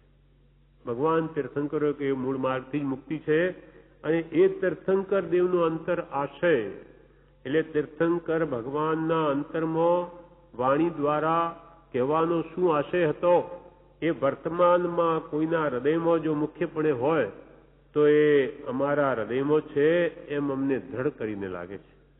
કેમ કે ભગવાનની વાણી સાંભળેલી છે અને હમણાં પણ વિતરાગતા છે હૃદયમાં કૃપાળુદેવને એટલે કે છે. અને એ જે શ્રી તીર્થંકર દેવનો અંતર આશય તે પ્રાય એટલે મુખ્યપણે પ્રાય મોટા ભાગે મુખ્યપણે અત્યારે કોઈને વિશે આ ક્ષેત્રે હોય તો તે અમે હોઈશું એમ અમને દ્રઢ કરીને ભાસે છે. એનું પણ કારણ શું તે બતાવે છે. કેમ કે કારણ કે જે અમારું અનુભવ જ્ઞાન તેનું ફળ વિતરાગપણું છે. અમારો જે અંતર અનુભવ છે તેનું ફળ વિતરાગતા જ આવે છે. અને વિતરાગનું કહેલું જે શ્રુત જ્ઞાન એટલે શાસ્ત્રો તે પણ તે જ પરિણામનું કારણ લાગે છે. એ શાસ્ત્રો દ્વારા પણ એમાં વિતરાગતા જ બોધેલી છે અને અમારો અનુભવ પણ એ જ કહે છે. એમાં પણ વિતરાગતા જ ફળમાં આવે છે. માટે અમે તેના અનુયાયી ખરેખરા છીએ, સાચા છીએ. એટલે વર્તમાનમાં અમે તમને ભગવાન મહાવીરનો મૂળ માર્ગ બતાવીએ તો એ સત્ય છે. વધારે શું કહીએ, આ વિષમ કાળમાં પરમ શાંતિના ધામરૂપ અમે બીજા શ્રી રામ અથવા શ્રી મહાવીર જ છીએ. કેમ કે અમે પરમાત્મ સ્વરૂપ થયા છીએ. પત્રાંક 170 કૃપાલને કહે છે કે તીર્થંકર ભગવાને પ્રાપ્ત કર્યું એ કંઈ બીજા ન પ્રાપ્ત કરી શકે એવું નથી. તીર્થંકર નામ કર્મ એ તો પુણ્ય છે, પણ તીર્થંકર ભગવંતે જે શુદ્ધ આત્મ સ્વરૂપ પ્રાપ્ત કર્યું એ કોઈ બીજા ન કરી શકે એમ છે જ નહીં. એ પોતે કહે છે પત્રાંક 170 249 પાન પર કે તીર્થંકર જે સમજ્યા અને પામ્યા તે આ કાળમાં ન સમજી શકે અથવા ન પામી શકે એવું કંઈ જ નથી. કંઈ કાળ એને રોકે નહીં. કોઈ અંતરમાં પોતાના સ્વરૂપની શુદ્ધિ કરે તો આ કલિયુગ એને આડો ના આવે. પણ એ કોઈક વિરલા જ આ કાળમાં એવા હોવાથી એમ કહ્યું કે ભાઈ આ કાળમાં એવું બધું બની શકે નહીં. કોઈક હોય કરોડોમાં તો એની ગણતરી ન કરાય. જે 99.99 જે હોય તે જ કહેવાય. તીર્થંકર જે સમજ્યા, જે શુદ્ધ આત્મ સ્વરૂપને સમજ્યા અને તેને પામ્યા તે આ કાળમાં ન સમજી શકે અથવા ન પામી શકે એવું કંઈ જ નથી. આ નિર્ણય ઘણા વખત થયા કરી રાખ્યો છે. જો કે તીર્થંકર થવા ઈચ્છા નથી, પણ તીર્થંકરે કર્યા પ્રમાણે કરવા ઈચ્છા છે. અમારે તીર્થંકર થવું નથી, પણ તીર્થંકર સંપૂર્ણ વિતરાગ થયા છે. માટે અમારે પર કેવડી કે સર્વજ્ઞ થવાની ઈચ્છા જરૂર છે. સર્વ કર્મથી મુક્તિ એ અમારી પણ ઈચ્છા છે. પણ તીર્થંકર કર્યા પ્રમાણે તિન્નાણમ તાર્યાણમ પોતે તર્યા અને બીજાને તાર્યા એવી અમારી પણ ઈચ્છા ખરી કે અમે તરીએ અને બીજાને પણ તારીએ એમ. પરંતુ તીર્થંકરે કર્યા પ્રમાણે કરવા ઈચ્છા છે. એટલી બધી ઉન્મત્તતા આવી ગઈ છે. એટલે કે આ બીજાને તારવાની પણ ઉન્મત્તતા આવી ગઈ છે. એટલી યોગ્યતા, તેને સમાવવાની શક્તિ પણ આવી ગઈ છે. અમે બીજાને તારી એવી પણ શક્તિ આવી છે અને તે શક્તિને સમાવી રાખવાની એ પણ આવી ગયું છે. પણ ચાહીને સમાવવાની ઈચ્છા રાખી નથી. બીજા જીવોને તારવાની સમાવીને ચાહીને અમે ઈચ્છા રાખી નથી. કારણ કે જીવોનો ઉદ્ધાર કરવો એવી મારી કામના પણ છે. અમારું થાય, અમારી સાથે સાથે બીજાનું પણ થાય એવી અમારી કામના છે. એટલે તીર્થંકરે તિન્નાણમ તાર્યાણમ તર્યાને બીજાને તાર્યા તેમ અમારી પણ ઈચ્છા છે. તીર્થંકર થવા ઈચ્છા નથી, પણ તીર્થંકરે બીજા હજારો જીવોને તાર્યા એમ અમારે પણ તારવાની અંતર કામના છે. માટે અમે બીજા શ્રી રામ અથવા શ્રી મહાવીર જ છીએ, કેમ કે અમે પરમાત્મ સ્વરૂપ થયા છીએ. પરમાત્મ સ્વરૂપ થયા છીએ. એનું શું પ્રમાણ? તો કૃપાલદેવ પત્રાંક 411 જણાવે છે, 354 પાન ઉપર કે છે કે ચરમ શરીરપણું જાણીએ. ચરમ શરીરીપણું એટલે શું? છેલ્લું શરીર, એટલે કે છેલ્લો અવતાર, અર્થાત અહીંયાથી સીધો મોક્ષે જ જાય આત્મા કેવળનાન પામીને, તેને ચરમ શરીરી કહે કે એના પછી એને શરીર ધારણ કરવાનું છે જ નહીં. એવું ચરમ શરીરીપણું જાણીએ કે આ કાળમાં નથી, કે આ કાળથી સીધો મોક્ષ નથી. માની લો એમ છે. ચરમ શરીરીપણું જાણીએ કે આ કાળમાં નથી, તથાપી અશરીરી ભાવપણે આત્મસ્થિતિ છે, તો તે ભાવને ચરમ શરીરીપણું નહીં પણ સિદ્ધપણું છે.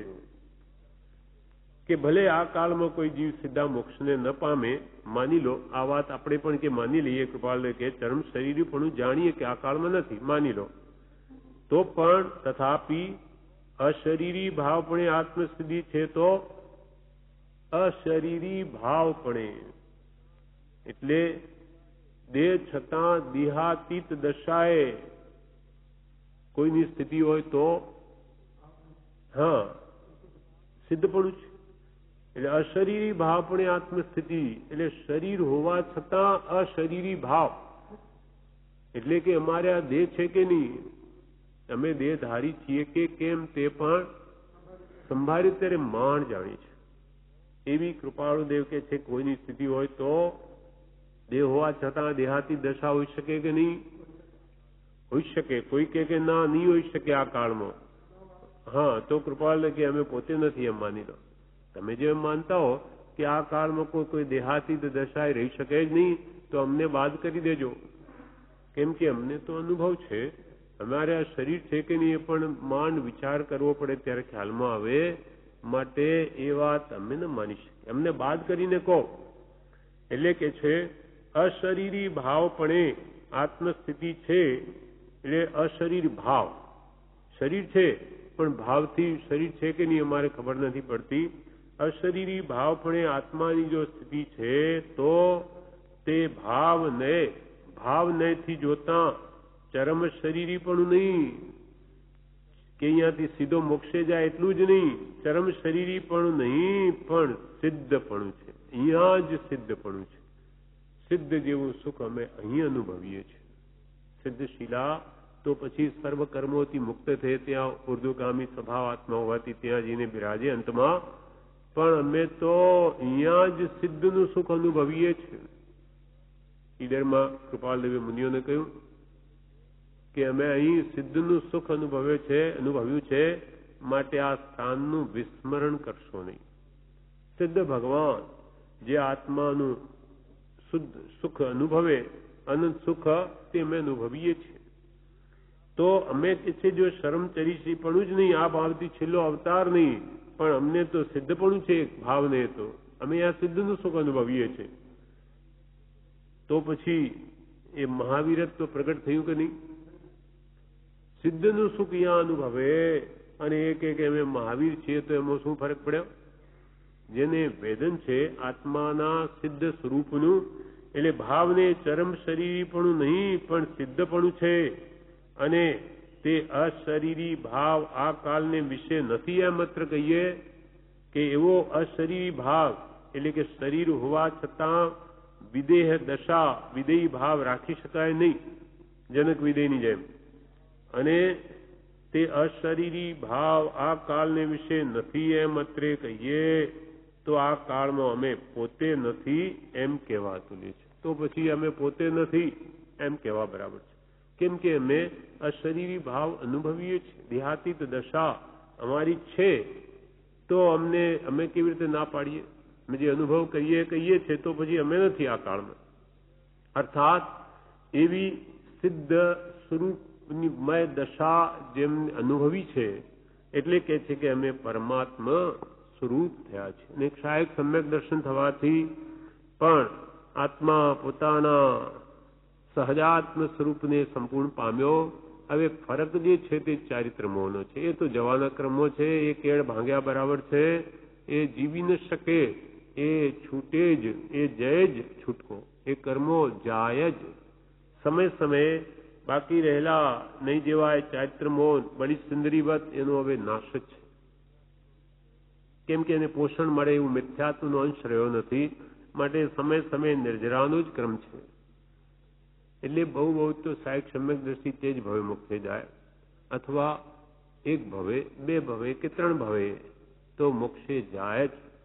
કદાચ સહાયક સમ્યક દર્શન થતા પહેલા મનુષ્યાયુનો બંધ થઈ ગયો હોય તો એક ભાવ વધે, એ જુગલિયામાં જઈને ત્યાં એક ભાવ કરવો પડે, પણ નહીં તો ત્રણ ભાવ વધારેમાં વધારે, બાકી તો તદભાવ મોક્ષગામી હોય. એટલે કૃપાલય કીધું કે તેથી દેહ એક જ ધારીને જાશું સ્વરૂપ સ્વદેશ. આપણો સ્વદેશ કયો? મોક્ષ છે. એટલે કૃપાલ કે વધારે શું કહીએ, આ વિષમ કાળમાં ભયંકર કલયુગમાં પરમ શાંતિના ધામ રૂપ, પરમ શાંતિનું ઘર અમારો આત્મા છે, એ અમે તમને પણ પરમ શાંતિ પમાડી શકીએ એવો માર્ગ અમારા ધ્યાનમાં છે. માટે તમારા માટે અમે પરમ શાંતિના ધામ રૂપ, અમે બીજા શ્રી રામ અથવા શ્રી મહાવીર છીએ, કેમ કે અમે પરમાત્મા સ્વરૂપ થયા છીએ. અમે મહાવીર છીએ. એ મહાવીર નો વાસ્તવિક અર્થ આનંદ ગંજીએ પણ સમજાવ્યો છે. મહાવીર ભગવાનના સંવનમાં એ મહાવીરત્વ આત્માનું કેવું છે તે આનંદ ગંજી સમજાવે છે. વીરજીને ચરણે લાગો, વીરપણું તે માગું રે, વીરજીને ચરણે લાગું, વીરપણું તે માગું રે, મિથ્યા મોહતી મીર ભય ભાગ્યું, જીત નગારું વાગ્યું રે. મહાવીર ભગવાન આનંદજી કહે છે કે આપનું તો આ તિમિર ભય ભાગ્યું અને જીત નગારું વાગ્યું, પણ આપની કૃપાએ અમારું પણ ભાગ્યું. એ આગળ કે છે. શાંતિનાથ ભગવાનના સંવનમાં જ એમણે કહી દીધું એક ઠેકાણે કે અહો અહો હું મુજને કહું, નમો મુજ નમો મુજ રે, અમિત ફળદાન દાતારની, જે હાની ભેટ થઈ તુજ રે, શાંતિ જીનય મુજ વિનતી. શાંતિનાથ ભગવાનના સંવનમાં આનંદજી કહે છે કે અહો અહો એટલે આશ્ચર્ય છે, અહો અહો હું મુજને કહું. બીજા તો સમજી શકે એવા નથી, જેમ કૃપાળુ દેવ પણ બીજા ન સમજી શકે અમારી દશા, એટલે અમારો આત્મા આ અંતર ચિતાર પ્રદર્શિત કરવાની પ્રેરણા કરે છે. એટલે આનંદગંજી પણ એવી રીતે કહે છે કે અહો અહો હું મુજને કહું, મને જ કહું, બીજા કોને કહું? મારો આત્મા જાણ્યો છે મેં જ. અહો અહો હું મુજને કહું, નમો મુજ નમો મુજરે. હું મને જ કહું છું કે અરે તું તને નમસ્કાર કર, નમસ્કાર કર. શું થયું? તો કે અમિત ફલ દાન દાતારની જેહની ભેટ થઈ તુજરે.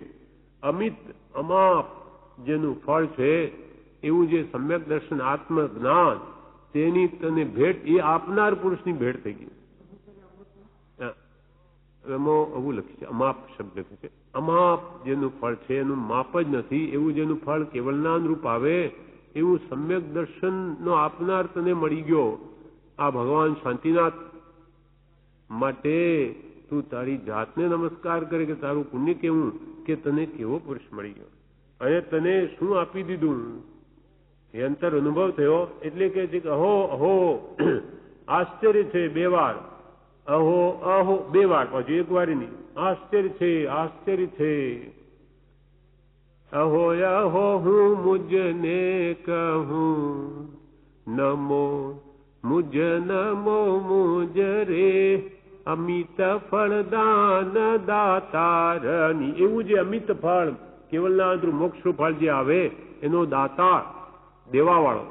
અમિત ફળદાન દાતારની જે હની ભેટ થઈ તુજરે, તને આની ભેટ થઈ એવા ભગવાનની, અને એવું સમ્યક દર્શન આત્મપદ તને મળી ગયું, માટે તને નમસ્કાર છે, નમસ્કાર છે. એવી રીતે કૃપાલદેવને આ કહેવું પડે છે.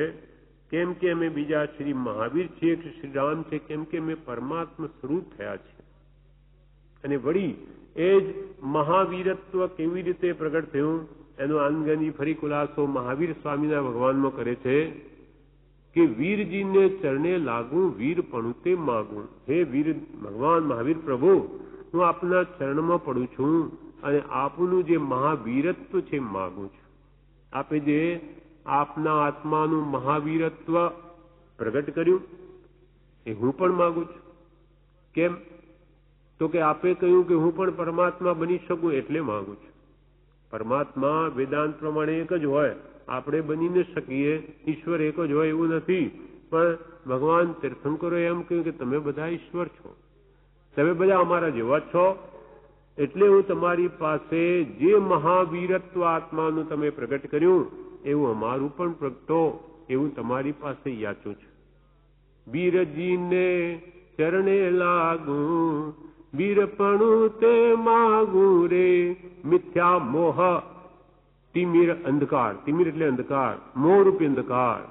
મિથ્યા મોહ તિમિર ભય ભાગ્યું, જીત નગારું વાગ્યું રે. આપનો મિથ્યા મોહ રૂપી અંધકાર સર્વકતા નાશ પામીને કેવળના રૂપી સૂર્ય પ્રગટ થયો, માટે આવું વીરત્વ હું પણ તમારી પાસે માંગ. એમ બધું કહીને એ છેલ્લી ગાથા, 7 ગાથાઓનું મહાવીર ભગવાનનું સ્તવન છે, એમાં 6ઠ્ઠી ગાથામાં કહે છે કે વીરપણું તે આત્મ ઠાણે, જાણ્યું તુમ ચીવાણે રે. ધ્યાન વિનાણે શક્તિ પ્રમાણે, નિજ ધ્રુવ પદ પહેચાણે રે. વીરજીને ચરણે લાગું, વીરપણું તે માગું રે. વીરપણું તે આત્મ ઠાણે. આનંદજી કહે છે એ વીરત્વ આપણા બધામાં છે. આપણે પણ આપણું જો મહાવીરત પ્રગટાવીએ તો આપણે પણ મહાવીર છીએ. વીર શક્તિ જે અનંતી છે આપણા દરેક આત્મામાં પડેલી છે. જેમ ભગવાન મહાવીર પહેલા આપણા કરતો પણ એ તો સિંહના ભમો હતા, પણ પુરુષાર્થ કરતા કરતા આપણા કરતો સર્વોત્કૃષ્ટ બની ગયા, તેમ આપણો આત્મા પણ અનંત શક્તિનો ધણી આજે છે. એ પણ જો પુરુષાર્થ કરે તો પોતાનું મહાવીરત્વ બહાર લાવી શકે અને પોતે પરમાત્મા બની શકે. તો કૃપાળુ દેવે પોતાનું વીરત્વ બહાર લાવ્યું. કેવી રીતે લાવ્યું તે અહીંયા આનંદજી કહે છે. વીરપણું તે આત્મ ઠાણે. વીરપણું, વીરતા ક્યાં છે? આત્મ ઠાણે, આત્માના સ્થાનમાં જ રહેલી છે. એ અનંત વીર્ય બહારથી આવતું નથી. અને જ્ઞાન દર્શન સુખ વીર્ય જે આત્મામાં પડેલું છે એ વીરપણું તે આત્મ ઠાણે, આત્માના સ્થાનમાં છે. તે વીરપણું જાણ્યું તુમચી વાણે. આનંદ ગંજી કહે કે તમારી વાણીથી અમને ખબર પડી કે અમારું અનંત વીર્ય શક્તિ વીરત્વ અમારામાં જ પડેલું છે, અમને તો ખબર જ નથી. જાણ્યું તુમચી વાણે રે. ધ્યાન વિજ્ઞાને શક્તિ પ્રમાણે નિજ ધ્રુવ પદ પૈચાણે. જે કોઈ પણ જીવ ધ્યાનથી, આત્મ ધ્યાનથી, વિજ્ઞાને એટલે વિજ્ઞાનથી, શક્તિ પ્રમાણે ધ્યાન કરીને વિજ્ઞાન વડે જે આત્મા નિજ ધ્રુવ પદને પૈચાણે, પોતાનું જે શાશ્વત આત્માનું શુદ્ધ પદ ધ્રુવ પદ છે એને જે પૈચાણે તે મહાવીર પદને પામે. આ માર્ગ કયો? જ્ઞાન ધ્યાન વડે પોતાના આત્માનું અનંત વીરત્વ પ્રગટ કરી શકાય છે. એ કૃપાળુદેવે કર્યું. તો એમણે કહ્યું કે અમે મહાવીર છીએ, અમે પામ્યા, તો એમ કેમ કહી શકીએ કે નહીં તમે નહીં પામી શકો? તો શું અમે પામી શકીએ? જો કૃપાળુદેવ નહીં પામી શકે તો આપણે મહાવીર પદની કોઈ કાળે આશા રાખવી નહીં. મહાવીરત્વ એ શક્તિ આત્મામાં દરેકમાં પડેલી કૃપાળદેવે બહાર લાવ્યા. એટલે કે છે કે અમે મહાવીર છીએ, મહાવીરત્વ મારું પ્રગટ થયું. એટલે પોતાની અંતર આત્મશક્તિઓ અને અહીંયા પ્રગટ કરી છે. મહાવીર ભગવાનના આ વરઘોડાને જોઈને એ સ્મૃતિ આવી. એટલે કે છે કે વીરપણું તે આત્મ ઠાણે, જાણ્યું તુમ ચીવાડે રે, ધ્યાન વિજ્ઞાણે, ધ્યાન ને વિજ્ઞાનથી, ધ્યાન વિજ્ઞાણે શક્તિ પ્રમાણે, નિજ ધ્રુવ પદ પહેચાણે રે. એટલે કે છે કે કૃપાળદેવ વધારે શું કહીએ, વધારે શું કહીએ. આ વિષમ કાળમાં પરમ શાંતિના ધામરૂપ અને અમે બીજા શ્રી રામ, કેમ કે શ્રી રામ પણ મોક્ષે ગયા જે વાટે, તે જ વાટે ભગવાન મહાવીર તર્યા, તે જ વાટ અમે કહીએ છીએ ભગવાન મહાવીરના ઉપદેશથી. અને તે વાટે જ અમે પણ આ વીરત્વ પ્રગટાવ્યું છે. અમારી કોઈ બીજી વાટ નથી. તેથી અમે બીજા શ્રી રામ અથવા શ્રી મહાવીર જ છીએ, કેમ કે અમે પરમાત્મા સ્વરૂપ થયા છીએ. આ અંતર અનુભવ પરમાત્મપણાની માન્યતાના અભિમાનથી ઉદ્ભવેલો લખ્યો નથી. કોઈ કે એમ ન માનશો કે એમને હવે પરમાત્મા સ્વરૂપ પ્રગટ્યું ને એટલે અભિમાન આવી ગયું, એનો પણ ખુલાસો કરે છે. નહીં તો એ જીવ અજ્ઞાનવશ કર્મ બાંધી લેશે અમારા નિમિત્તે. આ અંતર અનુભવ, અમારા અંતરાત્મામાં આ ઉદ્ભવેલો આ અનુભવ, પ્રગટ થયેલો અનુભવ, આ અંતર અનુભવ પરમાત્મપણાની માન્યતાના અભિમાનથી ઉદ્ભવેલો લખ્યો નથી કે ભાઈ પરમાત્મા પ્રગટી ગયું એટલે હવે અહંકાર આવી ગયો એટલે કે બોલી ગયા. એવું નથી.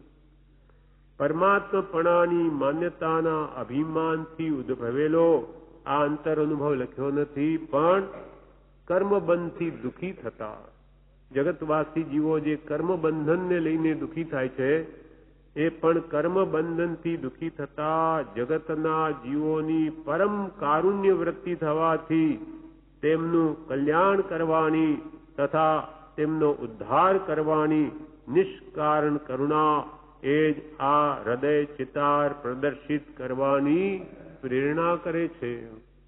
અમારે તો કંઈ લખવું નથી, કાંઈ કરવું નથી, પણ અમારો અંતર ચિતાર છે હૃદયનો. એટલે હૃદયમાં, હૃદય ચિતાર એટલે શું?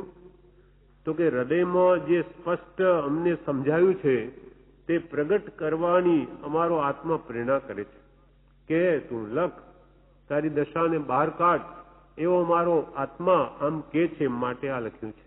અને જીવોની અનંતી કરુણાને લઈને, કોઈ અભિમાનને લઈને નહીં. એટલે કર્મ પણ આ અંતર અનુભવ પરમાત્માપણાના માન્યતાના અભિમાનથી ઉદ્ભવેલો લખ્યો નથી, પણ કર્મ બંધનથી દુઃખી થતા જગતના જીવોની પરમ કારુણ્ય વૃત્તિથી, પરમ કરુણા અમારા હૃદયમાં આવવાથી તેમનું કલ્યાણ કરવાની. એ જીવો અમારી દશા જાણી અને અમારા પ્રત્યે વિશ્વાસ રાખે, અમે જે માર્ગ બતાવીએ તેના ઉપર શ્રદ્ધા કરે, જાણે, શ્રદ્ધેને તે પ્રમાણે વર્તે, માટે અમે અમારી આ દશા બતાવીએ છીએ પરમ કરુણા ભાવથી, કે અમે તમને કોઈ દિવસ ખોટો માર્ગ નહીં બતાવીએ, કેમ કે એવી અમારી દશા થઈ છે. પરમ કારુણ્ય વ્રત જીવોની, જગતના જીવોની પરમ કારુણ્ય વૃત્તિ થવાથી તેમનું કલ્યાણ કરવાની તથા તેમનો ઉદ્ધાર કરવાની. ઉદ્ધાર એટલે જીવોનો ને ઉર્ધ્વગામી સ્વભાવ તો છે જ, પણ એમને ઉચ્ચ ગતિએ લઈ જઈએ. નીચ ગતિમાં જીવો જાય નહીં. પડતા દુર્ગતિમાં પડતા આત્માને ધરી રાખનાર જે ધર્મ છે એ બતાવી અને એમનો ઉદ્ધાર કરીએ. પણ તેમનું કલ્યાણ કરવાની તથા તેમનો ઉદ્ધાર કરવાની નિષ્કારણ કરુણા. અમારે એમને કોઈ લાભ નથી. સામા જીવો કઈ ગતિમાં જાય તો એમને શું, ભલે નીચે જાય કે ઉપર જાય, નરગતિમાં દેવલા એમને શું, પણ એ મહાપુરુષોની એવી અંતરાત્મ સ્થિતિ છે કે બધા સુખી જ થાવ, કોઈનું દુઃખ એમને ગમતું નથી. એવી અનંત કરુણા જેના હૃદયમાં છે, નિષ્કારણ કરુણા છે.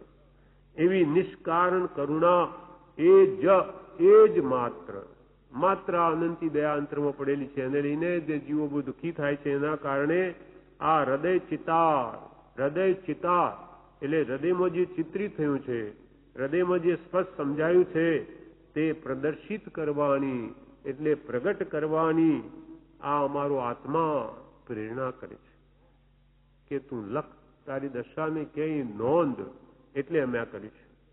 અને પછી ત્યાં દસ્તખત શું કરે છે? ઓમ શ્રી મહાવીર અંગત. ઓમ પંચ પરમેશ્વરીનું સંક્ષિપ્ત સ્વરૂપ છે. ઓમ એટલે પંચ પરમેશ્વરી, એક મંત્રી, એક અક્ષરીયો મંત્ર. પંચ પરમેશ્વરી સહજાત્મ સ્વરૂપ છે અને બધાનો પહેલો અક્ષર લેતા લેતા આ ઓમ બન્યું. એટલે ઓમ છે તે પંચ પરમેશ્વરીનું સ્વરૂપ, અર્થાત સહજાત્મ સ્વરૂપ છે. પંચ પરમેશ્વરીનું સહજાત્મ સ્વરૂપ એટલે ઓમ પણ સહજાત્મ સ્વરૂપ.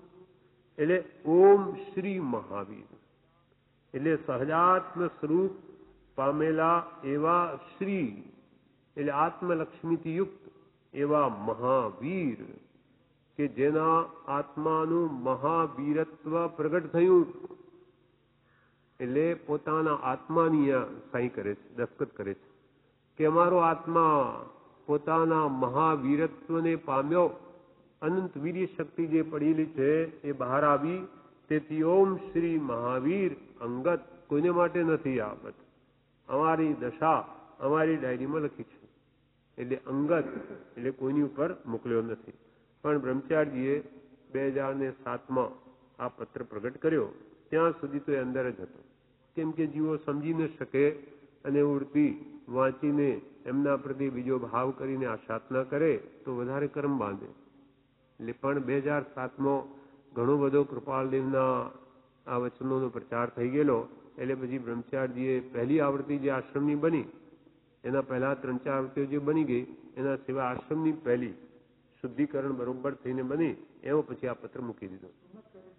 હા, હિંમત કરીને મૂક્યો. હા હા બરાબર છે. હા બરાબર. છતાં પણ હવે જેને ઓળખાણ છે તેને તો લાભ થાય.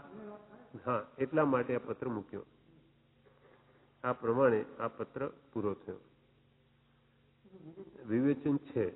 હવે આપણે એક એક લેવાનો પહેલા વિચારો તો નહીં લઈ શક્યા. હવે કાલે આપણે વિવેચન લઈ લઈશું. એટલે પત્ર પૂરો થઈ ગયો. આજે જેની મોક્ષ સિવાય કોઈ પણ વસ્તુની ઈચ્છા કે સ્પૃહા નહોતી અને અખંડ સ્વરૂપમાં રમણતા થવાથી મોક્ષની ઈચ્છા પણ નિવૃત્ત થઈ છે, તેને હે નાથ તું તુષ્ટમાન થઈને પણ બીજું શું આપવાનો હતો? હે કૃપાળુ, તારા ભેદ સ્વરૂપમાં જ મારો નિવાસ છે. ત્યાં હવે તો લેવા દેવાની પણ કડાકૂટથી છૂટા થયા છીએ અને એ જ અમારો પરમાનંદ છે. કલ્યાણના માર્ગને અને પરમાર્થ સ્વરૂપને યથાર્થ રીતે નહીં સમજનારા અજ્ઞાની જીવો પોતાની મતિ કલ્પનાથી મોક્ષ માર્ગને કલ્પી વિવિધ ઉપાયોમાં પ્રવર્તન કરતા છતાં મોક્ષ પામવાને બદલે સંસાર પરિભ્રમણ કરતા જાણી નિષ્કારણ કરુણાશીલ એવું અમારું હૃદય રડે છે. વર્તમાને વિદ્યમાન વીરને ભૂલી જઈ ભૂતકાળની ભ્રમણામાં વીરને શોધવા માટે અથડાતા જીવોને શ્રી મહાવીરનું દર્શન ક્યાંથી થાય? ઓ દુષ્મકાળના દુર્ભાગી જીવો, ઓ દુષ્મકાળના દુર્ભાગી જીવો, ભૂતકાળની ભ્રમણાને છોડીને વર્તમાને વિદ્યમાન એવા મહાવીરને શરણે આવો. એટલે